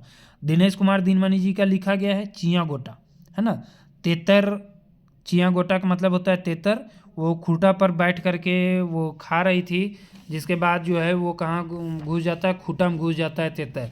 तो वो क्या करता है कि काफ़ी निराश वहाँ से होता है और फिर उसके निकालने का प्रयास करता है। निकालने का प्रयास में वो कई जगह पर इधर उधर घूमता भी है, लेकिन कोई इसको मदद नहीं करते हैं। जब इसको मदद नहीं करते हैं तो फिर लास्ट में वो अपना चाल दिखाता है। पहले जाता है बढ़ी के पास कि खूटा फाड़ दे, बढ़ी नहीं मानता है। फिर जाता है राजा के पास कि बढ़ी बात नहीं मान रहा है, राजा नहीं मानता है। सांप के पास जाता है कि सांप राजा के डसो, राजा मेरा बात नहीं मान रहा है। फिर जाता है डांग के पास कि सांप मेरा बात नहीं मान रहा है। फिर आग के पास, फिर पानी के पास, हाथी के पास, इस तरह अंतिम लूती के पास जाता है।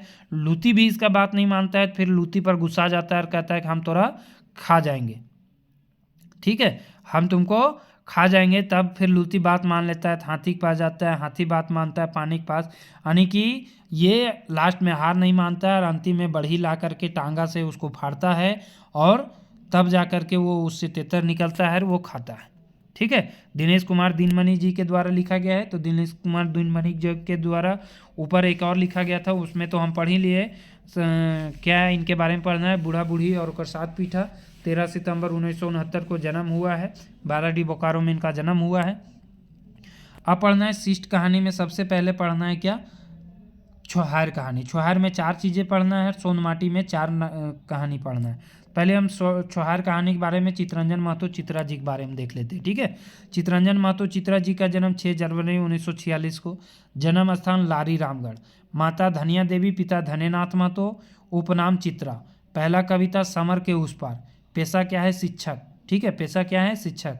पत्नी क्या है, पत्नी का नाम सावित्री देवी। छोहार कहानी, इसमें 10 कहानी छपा हुआ है। ठीक है, इनकी प्रथम उपन्यास है जिंदगी टो। प्रथम उपन्यास, क्वेश्चन इंपॉर्टेंट है, पूछ सकता है। हम जियब कैसे, ये भी क्या है, उपन्यास ही है। महाराय लोकगाथा, महाराय लोकगाथा ये भी इनकी रचना है। अप्रकाशित, इतनी सारी रचनाएं तो अप्रकाशित तो नहीं पूछ सकता है, लेकिन ध्यान में रखेंगे। प्रकाशन खोटा का छोहार का हुआ 2007 ईस्वी में। प्रकाशक इसका कौन सा है, तो प्रकाशक इसका है खोटा भाषा साहित्य संस्कृति अकादमी। खोटा भाषा साहित्य संस्कृति अकादमी। ठीक है, तो इतना चीज़ इससे याद रखेंगे। तो फिर से एक बार रिवीजन कर लेते हैं, और भी आगे है। चितरंजन महतो चित्रक द्वारा लिखा गया, 6 जनवरी 1946 का इनका जन्म स्थान लारी रामगढ़। पिता का नाम धनेनाथ, माता धनिया देवी, और पत्नी का नाम भी याद रखेंगे, साथ ही सावित्री देवी इनका पत्नी का नाम है। उपनाम है चित्रा, उपनाम क्या है, चित्रा। ठीक है, पेशा क्या है, ये शिक्षक हैं, और इनका प्रथम उपन्यास छपा है जिंदगी टो। छोहार कहानी में 10 कहानी है, जिसमें आपको 2007 में छपा है। खोटा भाषा साहित्य संस्कृति अकादमी के द्वारा। ठीक है, इसमें भी आगे बढ़ते हैं। तो मंतव्य छुहार में दिए हैं गिरधारी गोस्वामी, आकाश खुटी, इनके बारे में याद रखिएगा। माराफारी बोकारो में 4 अगस्त 1965 को इनका जन्म हुआ है। और चेठा इनका लघु नाटक भी है, किनका? गोस्वामी जी का। गोविंद महतो जंगली लिखे हैं एक बात। लेखक परिचय वासुदेव महतो लिखे। प्रस्तावना एकेज है। हम तो शुरू में भी इनके बारे में हम पढ़े। 4 कहानी पढ़ना है, जिसमें आपको पढ़ना है पहला छुहार। ठीक है, छुहार में मुख्य पात्र में आते हैं रोहन और मोहन। रोहन रहता है जो नशा करता है, मोहन रहता है जो कि नशा नहीं करता है। दोनों दोस्त रहते हैं। दोनों क्या रहते हैं? दोस्त रहते हैं। ठीक है, क्वेश्चन को ध्यान में रखेंगे, क्वेश्चन इसे जरूर पूछेगा। सूरज नारायण चौधरी बड़ छुहार रहते हैं, बड़ जमींदार रहते हैं, और बिरजू चौधरी इनके पिता रहते हैं। ठीक है, तो सूरज नारायण चौधरी का ही नाम आया है, ये ध्यान रखेंगे। देवनारायण चौधरी छोट छुहार रहते हैं। क्या रहते हैं? छोट छुहार। और गुरु जी के नाम से ये जाने जाते हैं, जो कि अच्छे उपदेश सभी को देते हैं। ठीक है, छगन साव महाजन है, जो कि दारू भी बेचता है, सूद का भी काम करता है, सभी को सूद देने का भी काम करता है, महाजन का काम करता है, पकौड़ी भी बेचता है और दारू भी बेचता है। ठीक है, इसमें कोई भी महिला पात्र नहीं है, ये भी ध्यान रखेंगे। कितने पात्र हैं ये क्वेश्चन पूछा गया था नगर पालिका में। ठीक है, तो एक रोहन है, एक मोहन है, एक सूरज नारायण चौधरी, देव चौधरी और छगन। 5 पात्र हैं इसमें। कितने पात्र हैं? 5 पात्र हैं। तो महिला पात्र कितने हैं? सुनिए हैं। इसमें कौन सा महीना का जिक्र आया है? बैसाख महीना का, क्योंकि बैसाख के दोपहरिया में ये लोग काम करने जाते थे सूरज नारायण चौधरी के घर। छत का काम चल रहा था 15-20 दिन से, है ना। 15-20 दिन से छत का काम चल रहा था, जिसमें बाद में ये हाफ टाइम करके लौट आते हैं, क्योंकि बालू समाप्त हो जाता है। क्या समाप्त हो जाता है? बालू।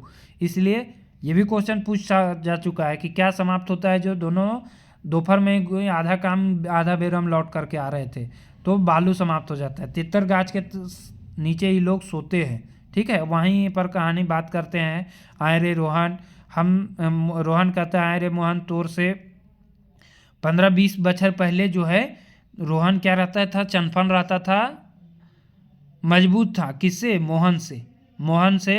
मोहन क्या था? 15-20 बछर पहले गरीब था, लेकिन अभी जो है इससे बढ़िया हो गया है, क्योंकि अपने बेटे को ये पढ़ा रहा है ना, मजदूरी करके। और ये किसके छुहार के तर में रहता था? सूरज नारायण चौधरी। मोहन सूरज नारायण चौधरी के साथ रहता था, जो कि इसको केवल काम कराते थे। ठीक है, तो इस तरह से याद रखेंगे। जब ये गुरुजी रोहन को ले जाते हैं तो इसको 3 तरह का जो है दान मांगा जाता है, मन का, धन का और तन का। तो ये चीज़ 3 तरह का याद रखेंगे। मन का मतलब अपने मन जो कहता है, यानी दारू मोद छोड़ना होगा। धन मतलब लालची नहीं करना होगा। ठीक है, तो इस तरह से 3 चीज़ इससे मांगते हैं। अगला है बोनेक्लोर। बोनेक्लोर में ज़्यादा कुछ विशेष नहीं। बोन अपना जो है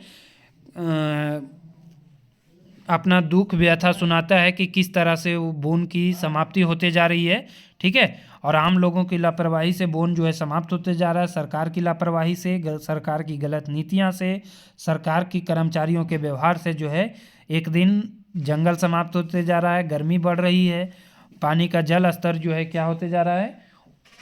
नीचे चला जा रहा है। ठीक है, इसमें एक शब्द आया है महूजाड़। महूजाड़ मतलब होता है हल्की ठंड। ठीक है, अगला प्रश्न है, अगला चैप्टर है हम जियब कैसे। हम जियब कैसे एक उग्रवाद समस्या पर लिखा गया है। इसमें मुख्य पात्र में आता है, मुख्य पात्र तो ऐसे चुनिया है। ठीक है, चुनिया इसका मुख्य पात्र है। मुख्य पात्र एक ही देगा तो चुनिया है। ऐसे इसमें महेश्वर का नाम आया है, जो कि मास्टर साहब रहते हैं। इसके भतीजा रहता है रघुनाथ, यानी रघुनाथ के ये काका काकी महेश्वर और पार्वती थे। ये घूमने के लिए गए थे इनके गांव। इनका गांव का नाम क्या था? मुरपा गांव। कौन सा गांव गए थे? मुरपा गांव गए थे। ठीक है, रघुनाथ इसमें भतीजा रहता है। इसकी पत्नी फुलसरी और इसकी ननंद रहती है मोहरी। इसका बेटा रहता था भदरुआ, जिसको भदरुआ माई के नाम से फुलसरी को जाना जाता था। ठीक है, चुनिया इसमें रहती है।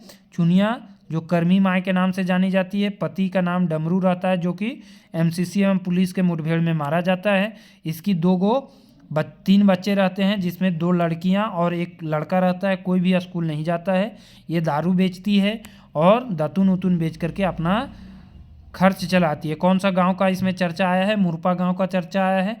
15 दिन 10 से 15 दिन के ट्रिप पर निकले थे महेश्वर और पार्वती, ये भी ध्यान रखेंगे। कहाँ कहाँ के ट्रिप पर, तो लुगुधाम और पारसनाथ के ट्रिप पर ये निकले थे, ठीक है। और ये सबसे पहला नोट में हम इसलिए लिखे हैं क्योंकि काका हैं, लेकिन रघुनाथ से महेश्वर क्या रहते हैं, उम्र में छोटा रहते हैं। काका रिश्ते में तो काका लगते हैं लेकिन छोटे रहते हैं। इतना चीज़ें, इससे क्वेश्चन निश्चित तौर पर आपसे बनेगा। अगला है नावा छोटा जमींदार। नावा छोटा जमींदार में मुख्य पात्र हैं जगन्नाथ चौधरी, एक बूढ़ा दादाजी रहते हैं। ये अखड़ा में बैठ करके कहानी कहते हैं बच्चों को, है ना। यानी प्रजातंत्र और राजतंत्र के बारे में ये समझाते हैं कि पहले कह रहे उस समय का राजा और अभी का मंत्री, उस समय एक जमींदार और अभी का डीसी कलेक्टर एक जैसा है। जिससे पहले राजा शोषण करता था वैसे अभी मंत्री लोग करते हैं, जैसे अभी जमींदार लोग हैं वैसे अभी कलेक्टर है। उससे नीचे आ जाते हैं सिपाही, दरोगा, है ना। जैसे शोषणकर्ता का किरदार जो है बलराम सिंह दरोगा का दिखाया गया है। और इनके जो है कार एक्सीडेंट में इसके परिवार के सभी सदस्य जो है मर जाते हैं, और ये खुद भी जो है इनके शरीर में फोड़ा हो जाता है और वो मर जाते हैं। अब देखिए आगे पढ़ना है सोन माटी के बारे में। सोन माटी के बारे में पढ़ना है तो सोन माटी लिखे हैं डॉक्टर विनोद कुमार। डॉक्टर विनोद कुमार दारू झुमरा हजारीबाग के रहने वाले हैं। 1961 18 नवंबर को इनका जन्म होता है। सोन माटी कहानी एवं कविता संग्रह है, 10 कहानी और 31 कविता है, ठीक है। प्रकाशन 1990 में फर्स्ट प्रकाशन और 2017 में इसका हुआ दूसरा प्रकाशन। प्रकाशक कौन है, तो जनजातीय भाषा अकादमी रांची, है ना। प्रकाशक जरूर याद रखेंगे, किसी न किसी एक बुक का जरूर पूछेगा। प्रकाशन 1990, 2017 में दूसरा प्रकाशन, 10 कहानी और 31 कविता। 10 में से 4 आपको पढ़ना है, 10 में से 4 आपको पढ़ना है। उबार, जिनगिक डोआनी, वो दीदार, हुब, ठीक है, तो ध्यान रखेंगे। खोटा लोकगीतों का सांस्कृतिक अध्ययन 2019 में पृथ्वी प्रकाशन नई दिल्ली से प्रकाशन किया गया है। बावरा खोटा निबंध संग्रह भी इनका रचना है। बोन पत्रा खोटा कहानी है। खोटा रत्न 1993 में दिया गया है, ये इंपॉर्टेंट है, काफ़ी इंपॉर्टेंट है। इनको 1993 में खोटा रत्न दिया गया है।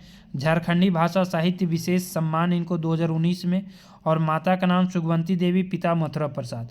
जन्म कहाँ हुआ है, तो दारू झुमरा हजारीबाग याद रखेंगे, 18 नवंबर 1961 याद रखेंगे।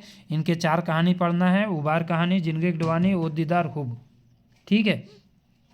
तो चलिए स्टार्ट करते हैं उबार के बारे में। 5वां कहानी पढ़ना है उबार, ठीक है। तो शिष्ट कहानी में 5वां में उबार, मुख्य पात्र रहता है झबरू और बिहारी उसका रहता है बेटा। झबरू का बेटा रहता है बिहारी, जो कि पढ़ करके क्या बनता है, इंस्पेक्टर, ठीक है। परजरुआ पात्र में रहते हैं गणेश, महेश और बीरू, ठीक है। झबरू की बेटी 2 रहती है, पार्वतिया, सुगिया, यानी झबरू के 2 बेटी है और बेटा भी बिहारी है, ठीक है। बेटा तो शायद 7 इसके टोटल रहते हैं, आगे कहीं लिखा नहीं गया है, ध्यान में नहीं है। इसके साथ सबसे छोटा बेटा रहता है बिहारी, इसके 7 हैं या अगला कहानी में 7 है, ऐसे हम क्लियर कर देंगे, ठीक है। इसमें बिहारी क्या बनता है, पढ़ लिख करके इंस्पेक्टर बनता है। परजरुआ पात्र में गणेश, महेश, बीरू रहते हैं। गणेश के खेत में जो है महेश और बीरू इसके जानवर को खोल करके, किसके जानवर को, झबरू के जानवर को खोल करके गणेश के गेहूं के खेत में हिला देते हैं ताकि फसल नष्ट हो जाए, और फिर इसका पंचायती भी करते हैं। झबरू की बेटी 2 है, पार्वतिया, सुगिया। झबरू के मदद करवैया कौन है, बुधना, एक शुभचिंतक है बुधना, ठीक है। कुम्हार कौन है, तिलका कुम्हार का नाम आया है। बीरू साहूकार का बेटा है, बीरू जो है किसका बेटा है, साहूकार का बेटा है, ठीक है। परजरुआ पात्र में ये भी आता है, यह घूस खाता है 20 रुपया पंचायती कराने के नाम पर। जब जानवर इसका खेत में हिल गया, गणेश के खेत में, गणेश, महेश और बीरू तीनों मिला हुआ था, ये आकर के कहता है कि पंचायती हम कंप्रोमाइज़ करा देंगे, इसके लिए आपको 20 रुपया देना होगा। साथ ही साथ हरजाना भी इसको 200 रुपया लगा था, ठीक है। तो ये ध्यान रखेंगे। गेहूं के खेत में, किसका गेहूं खेत था, गणेश बाबू का, जिसमें महेश और बीरू जो है जानवर खोल दिए थे। पंचायती के लिए 20 रुपया लेता है कौन, बीरू लेता है। फिर हरजाना के तौर पर 200 रुपया भी देना पड़ता है, ठीक है।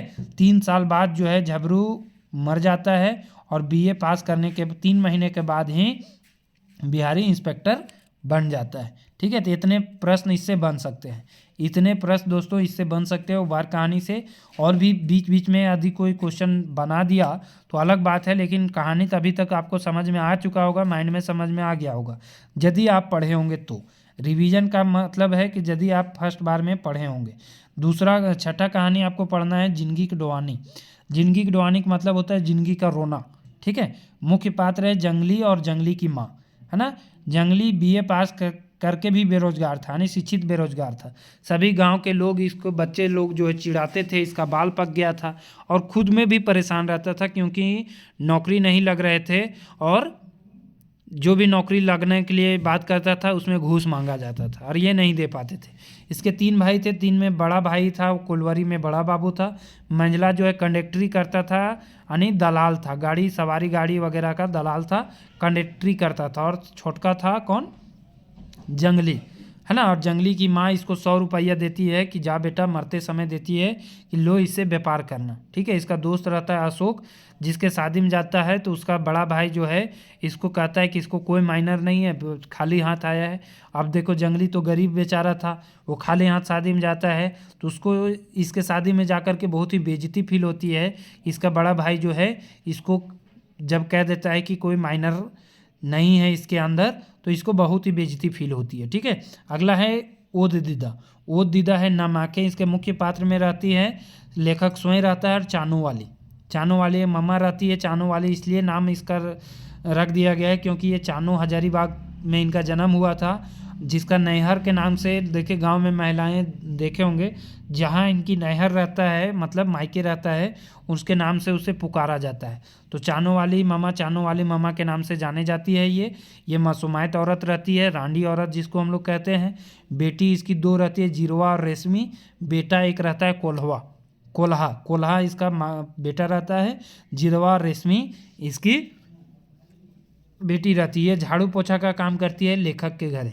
लेखक जब इसको पछतावा होता है तब जब पैर नहीं छूता है, जब बाहर से आता है पढ़ करके, तो चानू वाली मामा को पैर नहीं छूता है कोई भी, तो चानू वाले मामा को जो है बहुत ही ख़राब लगता है कि उसके घर परिवार का एक हिस्सा बन चुकी थी चानू वाली मामा, और कोई लोग जो है इसको छोटा समझता था, तुच्छ समझता था, इसलिए इसको प्रणाम नहीं किए थे।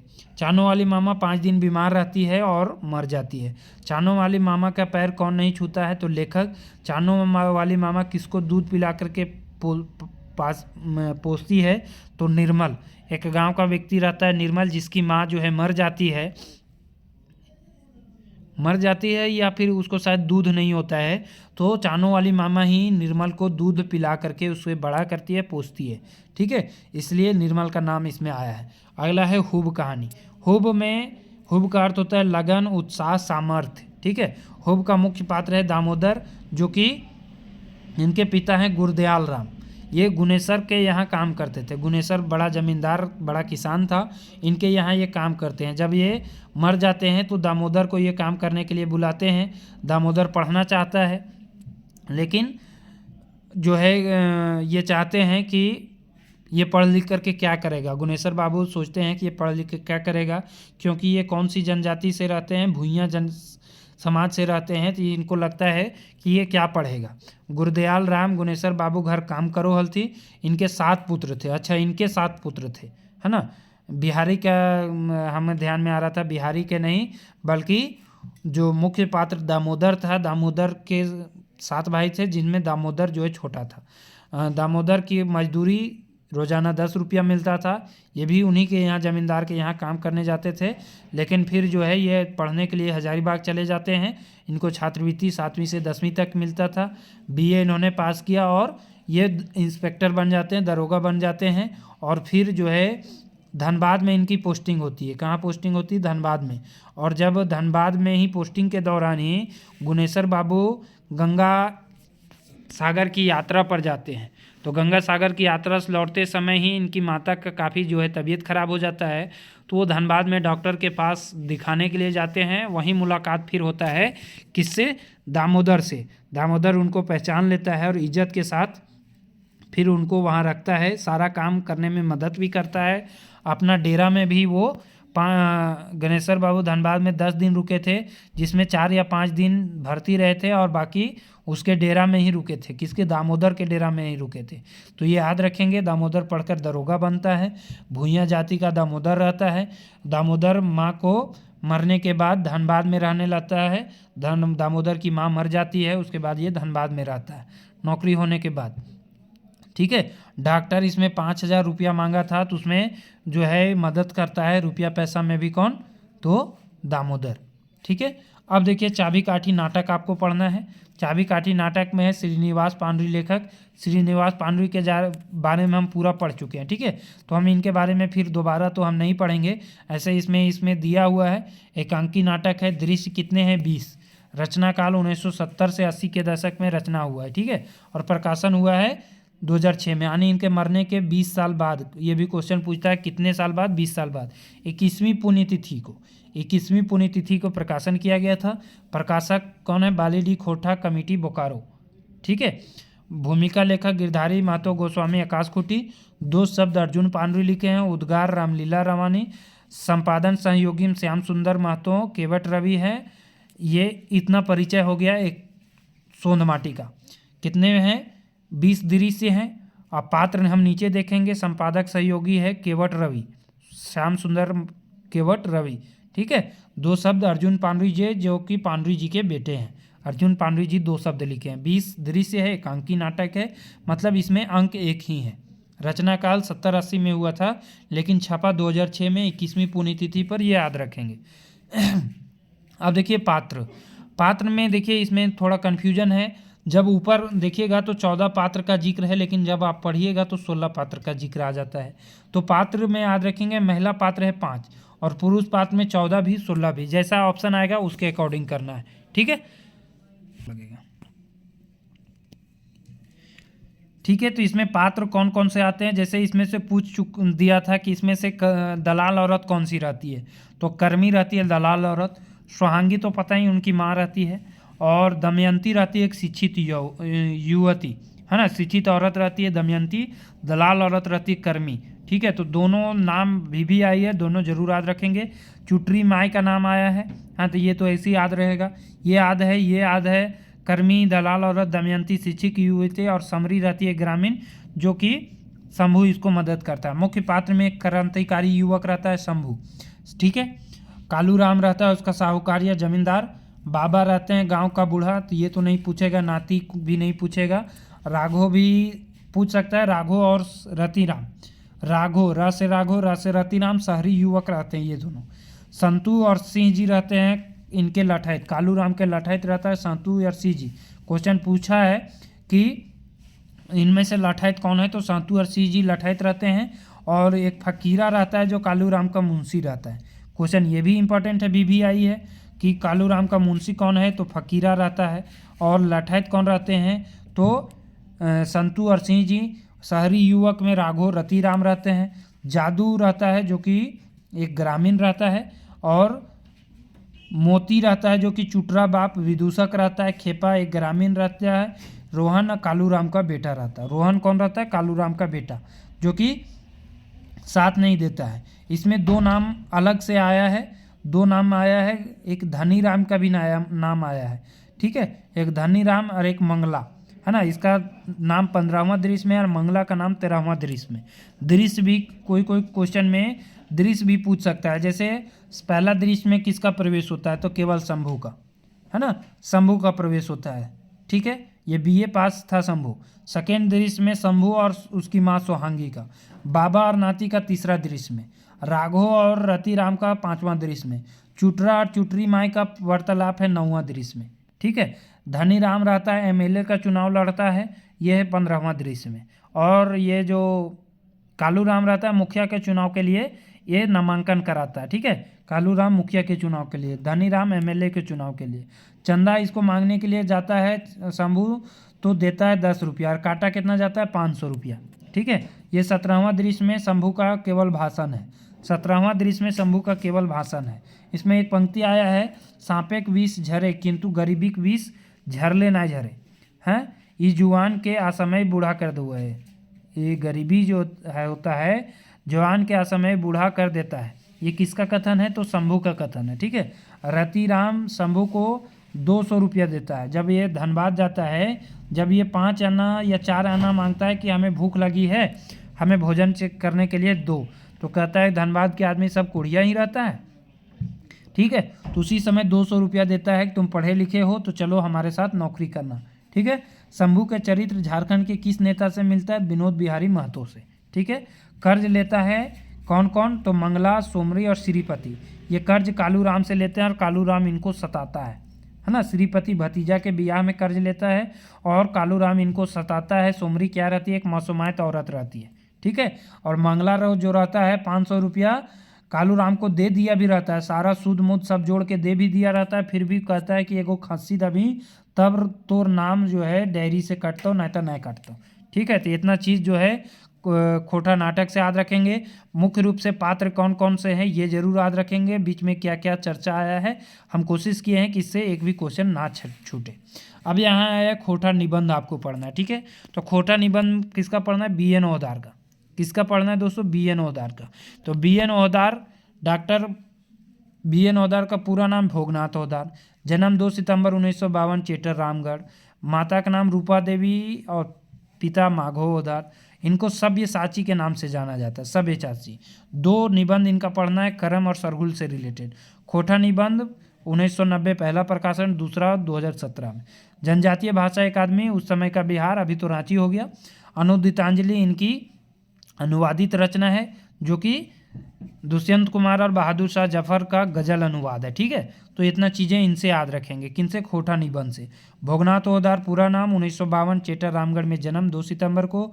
रूपा देवी माता का नाम, माघो ओहदार पिता का नाम, सब्यसाची इनका उपनाम है। 2 खोटा निबंध इनका पढ़ना है। ठीक है, और इनकी रचना है रईस्का, जो कि आगे 12th या 10th की सिलेबस में है। रईस्का शब्द चित्रण है। खोटा का उद्भव विकास इनकी रचना है। सोंध माटी के टान इनकी कहानी संग्रह है। श्रीनिवास पांडुई सम्मान 2017 में लेटेस्ट इनको मिला है, याद रखेंगे। खोटा रत्न से नवाजा गया है। तिलका मांझी की जीवनी इन्होंने लिखा है BN ओहदार ने। BN ओहदार तिलका मांझी की जीवनी लिखे हैं। ठीक है, अब इनमें पढ़ना है भाई बहन के प्यार, शुभ प्रतीक करम। तो करम के बारे में जान लेते हैं। करम मनाया जाता है भादो इंजोरिया शुक्ल पक्ष एकादशी को। जावा डाली 3 दिन या 5 दिन या 7 दिन पहले उसमें बालू उठाया जाता है। बालू कितने डाला में उठाया जाता है? तो 2 डाला में।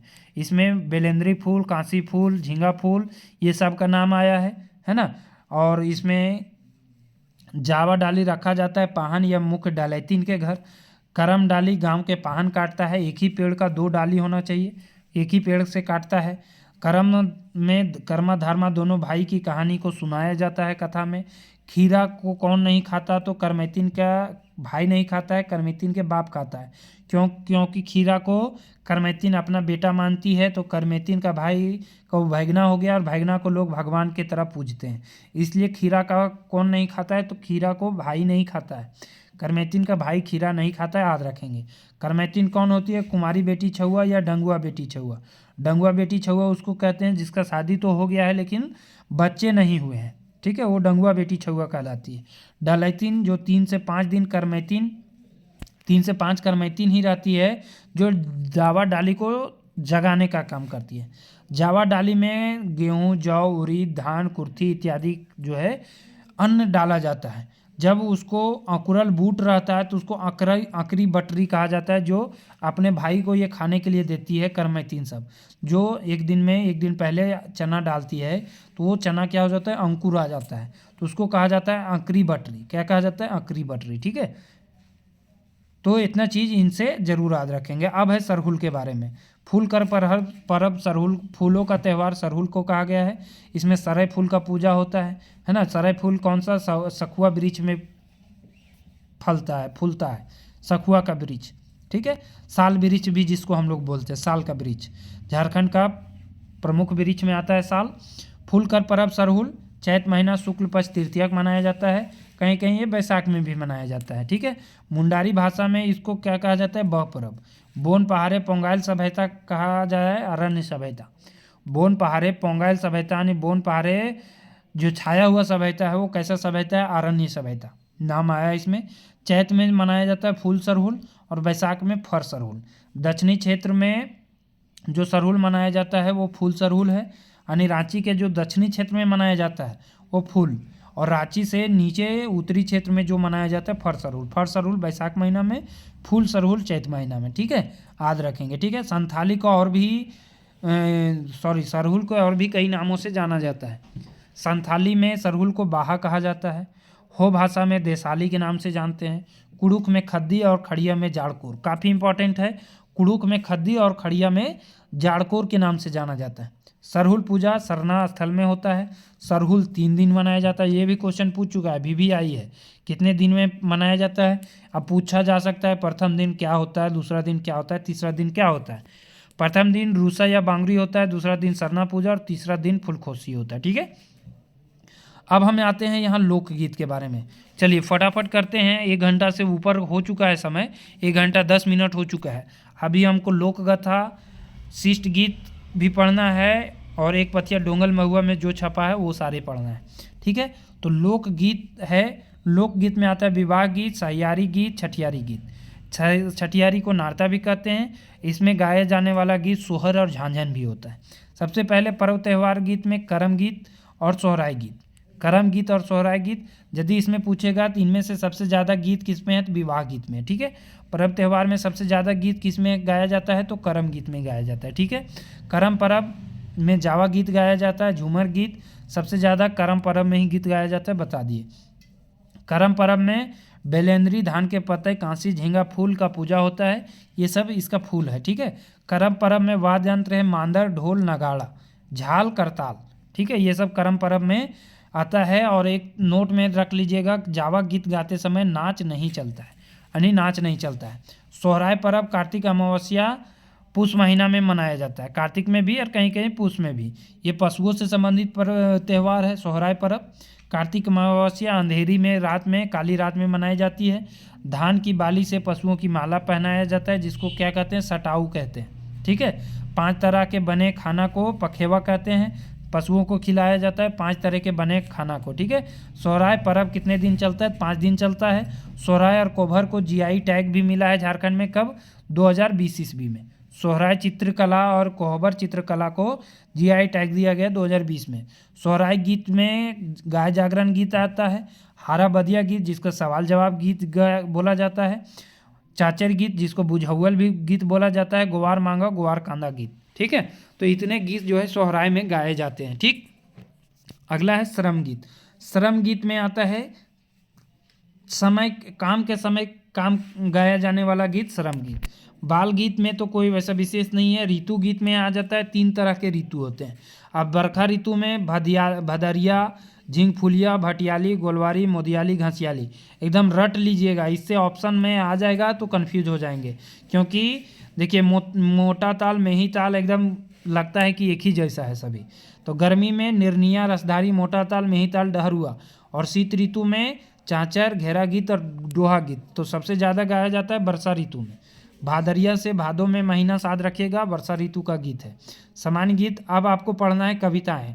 कविताएं में तो बताए, एक पथिया डोंगल महुआ के बारे में शुरू में ही बताए, तो फटाफट रिवीजन करते चलते हैं। संतोष कुमार महतो इसके संपादक हैं, प्रकाशक रामधन प्रकाशन, गंगजोरी, बोकारो, प्रकाशन फर्स्ट 1990, सेकेंड 2005, भूमिका लेखक दयानंद बटोई, कविता 47 है। और संतोष कुमार महतो के जन्म के बारे में यहाँ छपा हुआ है। तो संतोष कुमार महतो का जन्म 2 सितंबर 1930 को हुआ था और 24 नवंबर 2013 को इनका निधन हो गया है। गंगजोरी बोकारो के रहने वाले हैं। छुटू मुनि देवी माता का नाम है, पिता तालो महतो है, शिक्षा एमए तक हुआ है भूगोल से, ठीक है। 1957 में एमए किए, डीपीएड है ना, डीपीएड जिसको बोल सकते हैं 1958 में किए हैं। एक पथिया डोंगल महुआ का प्रकाशन 1990 और दूसरा 2005 में। एक मौनी फूल का काव्य संग्रह 1986 में प्रकाशित हुआ है। 31 कविताएं हैं एक मौनी फूल में, ये भी ध्यान रखेंगे।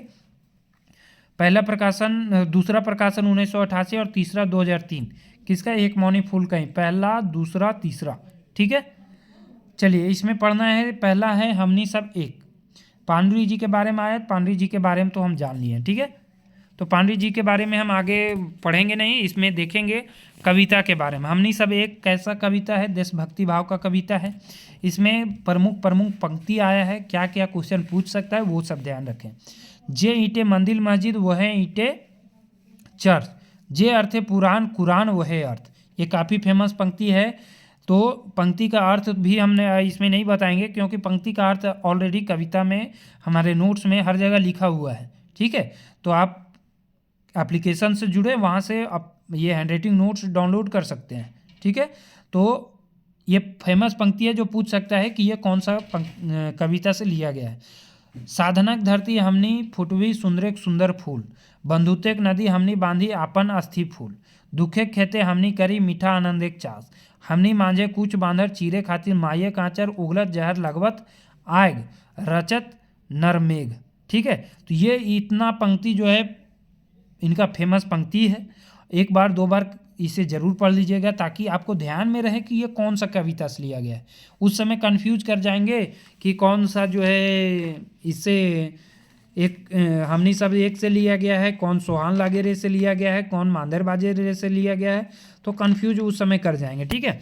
अगला प्रश्न है, अगला चैप्टर है आगू करब आपन देश, सुकुमार जी के बारे में।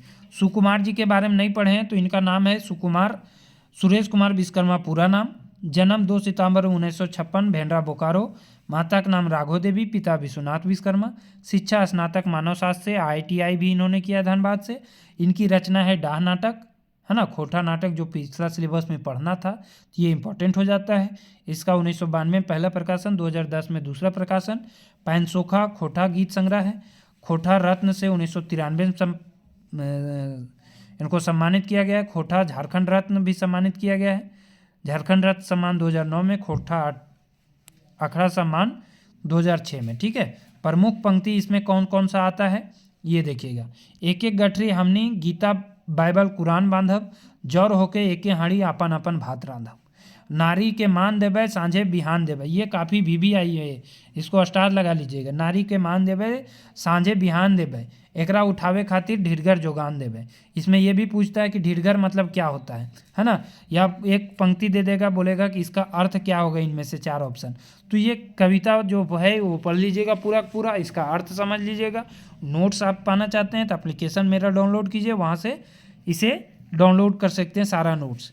पटेबन साभिन पारी पारी लहलक करते फुलवारी, इंडिविजुअल में भी ये दे सकता है कि पटेबन साभी पारा पारी, पारी पारी का पारी पारी का अर्थ क्या है। पारी पारी मतलब बारी बारी से सभी हम लोग जो है देश को आगे बढ़ाने में, देश फूल रूपी देश को सींचने में मदद करेंगे। अगला है जय जवान जय किसान, महेश गोलवार जी के द्वारा लिखा गया है। महेश गोलवार का पूरा नाम महेश चंद्र गोलवार है। 3 अगस्त 1996 को निधन, 1 फरवरी 1911 को जन्म। रामगढ़ गोला में, उपनाम गोलवार है। श्रीनिवास पांडरी सम्मान प्रथम व्यक्ति ये थे 1988 में पाने वाले, तो ये चीज़ जरूर याद रखेंगे। उड़ीस महत्तम इनका फिंगाठी रचना है, ये जरूर याद रखेंगे। और कृति हो गया जय जवान जय किसान। बाकी इसमें कोई पंक्ति वैसा नहीं है कि आप नहीं पकड़ पाएंगे, सारा पंक्ति जो है इसमें जवान और किसान से संबंधित है, तो आप इसे आसानी से पकड़ सकते हैं। इसमें आया है जय जवान जय किसान का नारा लाल बहादुर शास्त्री 1965 में दिए हैं, और ये देश प्रेम भाव का कविता है, ये याद रखेंगे। अगला है आज एक खोटा, जो ए.के. झा जी के पढ़ना है। ए.के. झा जी के बारे में हम उधर पढ़ चुके हैं, ठीक है। तो आज एक खोटा में कौन कौन सा भाषा के नाम आया है, खोटा का, नागपुरी का, परगनिया का और कुरमाली का, ये सभी आते हैं सदानी भाषा में, ठीक है। खोटा मूल रूप से कितने प्रमंडल में बोला जाता है, तो 3 प्रमंडल, पलामू, उत्तरी छोटा नागपुर, संथाल परगना। किस तरह कितने जिला में बोला जाता है, तो 16 जिला में। ये सब कहानी में कविता में ही आया है, ठीक है। तो पूछ सकता है कविता के अनुसार, ठीक है, पूछ सकता है कि आज एक खोटा कविता के अनुसार कितने जिले में जो है खोटा बोला जाता है, तो उस समय आप जो है याद नहीं रहेगा, 16 जिले में। खोटा भाषा क्षेत्र 6 खोटा भाषा क्षेत्र के हिसाब से 6 तरह का है। सिखरिया, गोलवारी, रामगढ़िया, देशवाली, पचपरगनिया, संथाल परगनिया, है ना। 6 भागों में इसको बांटा है। 3 प्रमंडल है, 16 जिला है। 6 भागों में इसको बांटा है। सिखरिया खोटा, गोलवारी खोटा, रामगढ़िया खोटा, देशवाली खोटा, 5 परगनिया खोटा, 5 परगनिया ने पार नदिया खोटा, संथाल परगना खोटा, ठीक है। खोरठा की एमए की पढ़ाई सबसे पहले कहाँ शुरू हुई? तो रांची विश्वविद्यालय में। झा जी के अनुसार खोरठा की उत्पत्ति खरोष्टी लिपि से हुई है। आज एक खोरठा में कौन कौन विद्वान के नाम आल है? तो डॉक्टर ए.के. झा के, पांडुरी जी के, भुवनेश्वर दत्त शर्मा के, विनाशनाथ नरसौंदी राज के, महेश गोलवार के, राहुल संकृतायन के, कन्हैया यादव के, तीजू महतो के। यानी 8 खोरठा विद्वान के। ऐसे राहुल संकृतायन हिंदी के रचनाकार हैं। खोरठा का बिहान कौन बुने हैं? तो व्याकुल जी। खोरठा का बिहान कौन बुने हैं? यानी खोरठा को आगे बढ़ाने में मदद कौन करते हैं? तो व्याकुल जी। अगला चैप्टर है तबे हम कवि न। तबे हम कवि न ए.के. झा। तो ए.के. झा जी की जीवनी पढ़ा चुके हैं पूरा, इसमें कुछ विशेष नहीं है। ए.के. झा जी जो है नचवैया और गवैया के बारे में इसमें तंज कसते हैं। तो उदय शंकर नचवैया का नाम आया है और लता मंगेशकर जो है गवैया का नाम आया है। ठीक है, इतना क्वेश्चन पूछ सकता है। अगला प्रश्न है अगला चैप्टर है महुअक बानीता अतुल चंद मुखर्जी। तो अतुल चंद मुखर्जी के बारे में जान लेते हैं। ये बंगाली साहित्यकार थे। इनका संबंध कस्मार बोकारो से है। पेशा ये मास्टर थे। संतोष कुमार महतो के अच्छे मित्र थे, जिसके कारण इनकी रचना जो है एक पथिया डोंगल महुआ में छपी है। ठीक है, विशेष इनके बारे में कुछ नहीं जानना है, बस जानना है कि अतुल चंद मुखर्जी महुअक बानीता लिखे हैं। महुअक पेड़ के बारे में इन्होंने गुणगान किया है कि महुआ पेड़ हीरा जैसा है, इसका हर एक पार्ट्स जो है हमारे काम का है, चाहे फूल हो, चाहे फल हो, चाहे इसका पेड़ हो, चाहे तो इसका लकड़ी हो, हर एक जो है हमारे लिए उपयोगी है। बस अनुपयोगी में एक आ जाता है उसका अवगुण, जो कि महुआ के जो फल रहता है उससे, फूल से जो गिरता है उससे क्या बनाया जाता है? दारू। ठीक है। अगला है रूसल भोला। रूसल भोला लिखे कौन? संतोष कुमार महतो। इनके बारे में भी हम जान चुके हैं। संतोष कुमार महतो के बारे में ऊपर तो पढ़े, जो ऊपर पढ़ चुके हैं उनके बारे में हम नीचे डिस्कस नहीं किए हैं, क्योंकि वीडियो बहुत ज़्यादा लंबा हो जाएगा। भोला जी क्यों रूठ जाते हैं? क्योंकि उनको समय पर भांग नहीं मिलता है। रूसल भोला में भोला जी की सवारी कौन है? नंदी। नाग सांप का दुश्मन कार्तिक की सवारी मोर। गणेश जी के मूसा का दुश्मन शिव जी के गला का माला सांप। भोला के वाहन के शत्रु पर्वतिक वाहन। ठीक है। और रूसल भोला कविता का रूप है, पारिवारिक कविता है और भाव है फिंगाटी कविता, है ना। तो दुश्मन कौन किसके हैं जरूर याद रखेंगे। ऐसे पता ही चल जाएगा कि नाग जो है, नाग का दुश्मन कौन है? मोर है। गणेश जी के मूसा का दुश्मन कौन है? तो शिव जी का सांप है। भोला जी के वाहन यानी कि नंदी का दुश्मन कौन है? पार्वतिक वाहन कौन है? तो ये आपका पार्वतिक वाहन बाघ है। ठीक है। मेढ़ और मानुस आया शिवनाथ परमाणिक की रचना, इनके बारे में भी हम पढ़ चुके हैं। यह एक प्रगतिशील विज्ञानी विचार का रचना है। कविता का भाव जनवादी है। मेढ़ माटी की मूरत। कविता किसे बड़ा मानते हैं? तो मनुष्य को। कवि जो है किसे मानते हैं? तो मनुष्य को मानते हैं। मेढ़ और मानुष इसमें जो है प्रगतिशील अपने आप को दिखाया गया है। अगला है देशक जुआन, जो डॉक्टर विनोद कुमार के द्वारा लिखा गया है। इनके बारे में भी हम पढ़ लिए। देशक जुआन जो है, देशक जुआन में देशे के फूट करता है कुटचाल चले वाला आदमी। कविता का भाव कैसा है? देशभक्ति है। इसमें नाम आया देश में फूट कौन डालता है? तो कुटचाल करने वाला आदमी देश को तोड़ने का कोशिश करता है, जैसे कि नेता वगैरह हो गए, धर्म के नाम पर, जाति के नाम पर। ठीक है, ये करते हैं। आपसी फूट का नतीजा क्या है? हमारे दुश्मन धीरे धीरे बढ़ते जाते हैं। जवान अपना लहू और जान देश के न्यौछावर करता है। इसमें प्रमुख पंक्ति है, तोय जुआन देशक शान, तोय सफल देशक मान, तोय लेल माटी खातिर करें तोय लहुक दान। ठीक है, ये एक पंक्ति गोलवार जी के द्वारा भी लिखा गया है, किसान और जवान वाला। तो दोनों जरूर एक बार पढ़ लीजिएगा कि देशक जवान के पंक्ति कौन है और देश के किसान और जवान वाला चैप्टर का पंक्ति कौन है। ठीक है, कंफ्यूज हो जाते हैं इसमें कौन सा चैप्टर से ये लिया गया है पंक्ति। ठीक, चारों बांटे ले जूट होवा देशक खातिर एकजुट हो, ये भी इसी का पंक्ति है, देशक जुआन का। ठीक है, ये पंक्ति काफ़ी इंपॉर्टेंट है। चारों बांटे ले एकजुट होवा देशक खातिर एकजुट हुआ, ये लगता है कि हमनी सब एक करने का बात है, एकजुट हुआ। तो कंफ्यूज हो जाते हैं, चारों बाटे एकजुट हुआ देशक खातिर एकजुट हुआ, लोग कंफ्यूज करके हमनी सब एक कविता भी इसको मार देंगे कि कौन सा कविता से लिया गया था, हमनी सब एक। अगला है ढेसा ढेसी छोड़, जो कि पारसनाथ महतो द्वारा लिखा गया है। पारसनाथ महतो 31 जुलाई 1952 में इनका जन्म, स्थान हथवाल और मांझी रांची, माता के नाम पंचमी देवी, पिता झूबा महतो। एमए की पढ़ाई आरटीसी कॉलेज और मांझी में अभी प्राचार्य हैं। शेख भिखारी की जीवनी इन्होंने लिखा और करील खोटा पत्रिका का संपादक इन्होंने किया। ढेसा ढेसी का अर्थ होता है अपनी जिम्मेदारी के दूसरे पर टालना। तो ढेसा ढेसी कविता जो है लिखे हैं कौन? पारसनाथ महतो। इसमें ढेसा ढेसी के बारे में लिखा गया है कि लोग जो है एक दूसरे पर टालना छोड़ दे और अपना काम स्वयं करे और समय रहते हुए करे। अब पढ़ना है शिष्ट गीत के बारे में। शिष्ट गीत में भी 10 पढ़ना है, तो अंतिम 5 से 10 मिनट और लगेंगे, तो 10 मिनट तक आप इससे धैर्य बनाए रखें ताकि आपको क्वेश्चन ना छूटे। सोहान लागेरे, संपादक दिनेश कुमार दिनमणि, मुख्य संकलनकर्ता शेखर सरेंदु, पहला प्रकाशन 2006, दूसरा 2019, प्रकाशक पृथ्वी प्रकाशन नई दिल्ली, पुस्तक वितरक झारखंड झरोखा। ठीक है, अपना बात के लेखक शेखर सरेंदु हैं, कसमार बोकारो से हैं, रहने वाले हैं। दिनेश दिनमणि का उपनाम दिनमणि है। जन्म 13 सितंबर 1969, 12D बोकारो जैना मोड़ में इनका जन्म। पिता का नाम फूले देवी, माता का ये तो इनके बारे में अभी हम ऊपर देख ही चुके हैं, तो ज़्यादा टाइम नहीं लगाते हैं। अब यहाँ पहला है मांदर बाजेरे बासी बाजेरे, सुकुमार जी का लिखा गया है।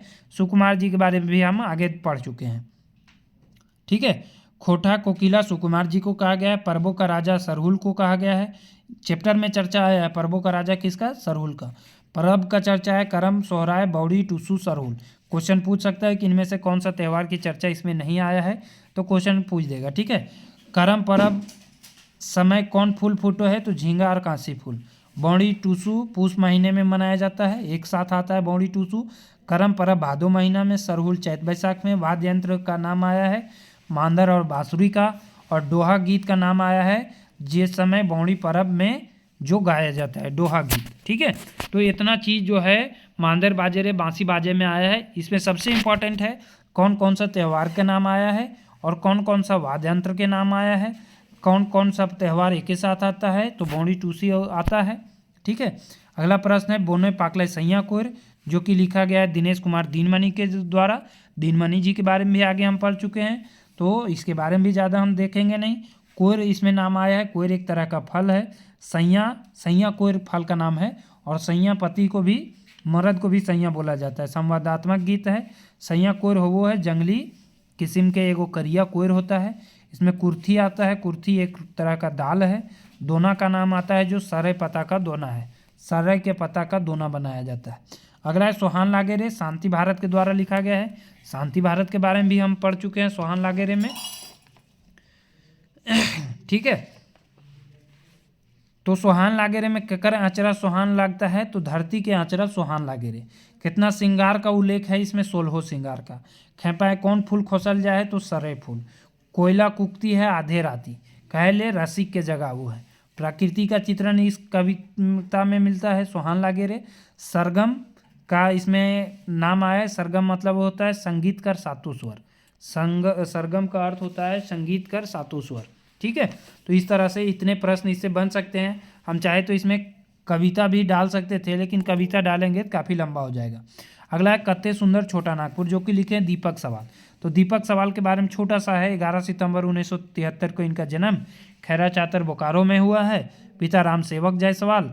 रचना मैं बोकारो तालाब झारखंड की त्रासदी विस्थापन की, ये काफ़ी इंपॉर्टेंट है। मैं बोकारो और झारखंड त्रासदी विस्थापन की, ये इनकी रचना है, काफ़ी इंपॉर्टेंट है, ये याद रखेंगे। यह गीत जो है पलायन की समस्या पर लिखी गई है। टूसू जावा की इस गीत में चर्चा आता है, जो कि पूस महीना में मनाया जाता है। यहाँ की माटी चांदी हीरा सोना जैसा है। यहाँ की माटी कैसा है? चांदी हीरा सोना जैसा है। इसलिए लेखक कवि कहते हैं कि माटी को छोड़ करके कोई दूसरे राज्यों में नहीं जाए, पलायन नहीं करें। अगला है हमार भारत महान, अंबुज कुमार अंबुज। 12D बोकारो इनका जन्म। दिनेश कुमार दिनमणि का ये क्या है? भाई हैं। ठीक है, पिता महेश्वर महतो, माता फूलो देवी। शिक्षा MA, शिक्षक पेशा। ठीक है, इनकी रचना बहुत ज़्यादा तो नहीं है, लेकिन फिर भी कुछ कुछ है। सभ्यता किरण सबसे पहले कहाँ फूटल, रचना नहीं है इनका, पढ़ना। ठीक है, तो कविता के बारे में आते हैं। तो कविता में है कि सभ्यता किरण सबसे पहला कहाँ फूटो है, तो सबसे पहले फोटो है भारत में। विश्व गुरु किसको माना गया है? तो भारत को माना गया है। महापुरुष जिनका नाम दुनिया में मान है तो महात्मा गांधी। पुरखा के नाम से जाना गया है तो गौतम गांधी को। गांधी और गौतम पुरखा भी और दुनिया में नाम भी। कविता का भाव है देश प्रेम।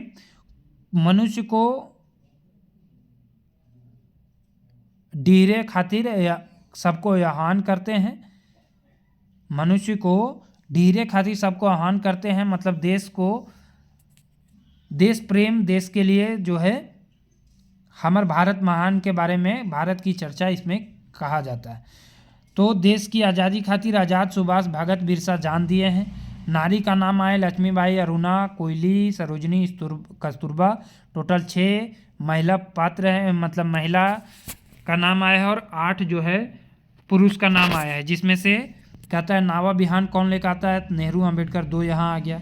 देश खातिर जान कौन दिया है? तो आज़ाद सुभाष भगता बिरसा। और पुरखा किसको माना गया है? तो गौतम और गांधी को पुरखा माना गया है। ठीक है, तो इस तरह से इतने प्रश्न इससे बन सकते हैं।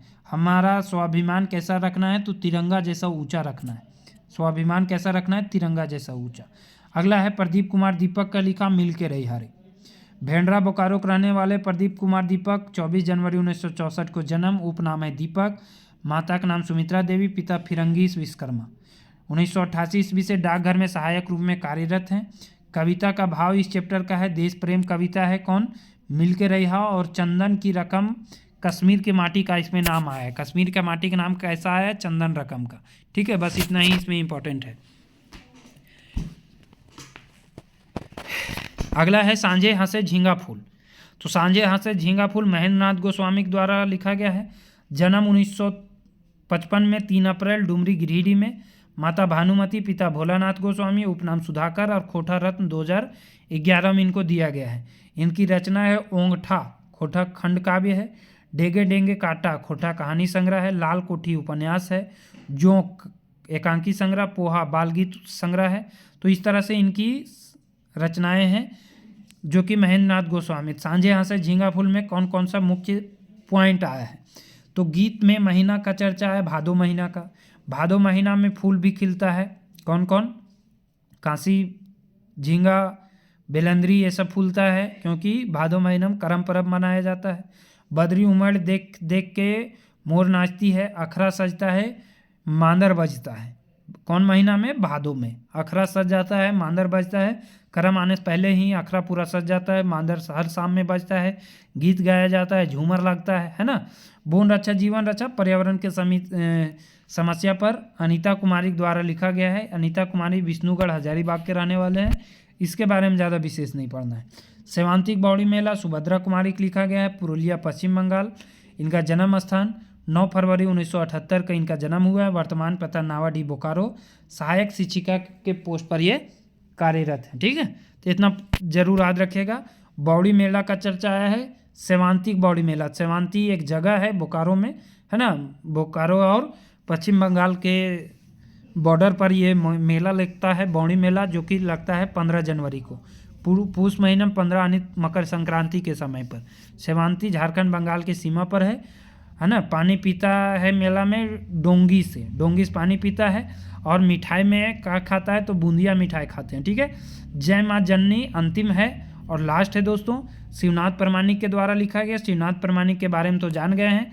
तो जय माँ जननी में भारत माता को विश्व मोहिनी कहा गया। विश्व मोहिनी किसको कहा गया? भारत माता को। भारत माता के मुकुट को हिमालय पर्वत। भारत माँ के पैर कौन धोता है? तो हिंद महासागर। नाक की नथनी कौन है? कश्मीर की घाटी। हाथ के कंगना कौन है? कच्छ का कामरूप और विंध्याचल पर्वत। कामरूप मतलब हो गया असम और कच्छ मतलब हो गया गुजरात। ठीक है, कमरधनी कौन है? विंध्याचल पर्वत। ठीक है, तो क्वेश्चन पूछ सकता है कमरधनी के रूप में किसे दर्शाया गया? विंध्याचल पर्वत। हाथे का कंगना कच्छ और कामरूप। नाक के नथनी कश्मीर। माँ का पैर कौन देता है? हिंद महासागर। भारत माँ की मुकुट हिमालय पर्वत को दिखाया गया है। विश्व मोहिनी भारत माता को कहा गया है। ठीक है, इसमें नदी का भी नाम आया है, गंगा और कावेरी नदी के। तो इतने चीज़ इससे इम्पोर्टेंट है। तो इस तरह से आपका जो है सारा समाप्त हो गया दोस्तों। आपको ये वीडियो कैसा लगा आप सभी ज़रूर कमेंट करके बताएं। लास्ट तक कौन कौन वीडियो देखे हैं ज़रूर कमेंट करके बताएं, क्योंकि इतने लंबे वीडियो बहुत कम ही लोग देखेंगे, हमको पता है। और देखेंगे जिनको ज़रूरी लगेगा, जिनको इम्पोर्टेंट लगेगा वही देख सकते हैं। इसका नोट्स पाना है तो हमारा नंबर है 7870551944। डिस्क्रिप्शन में भी हमारा नंबर दिया गया है, वहाँ से भी नोट्स निकाल सकते हैं। आप इसको डाउनलोड करके PDF निकाल करके आप इसे पढ़ सकते हैं। ठीक है दोस्तों, थैंक यू, धन्यवाद।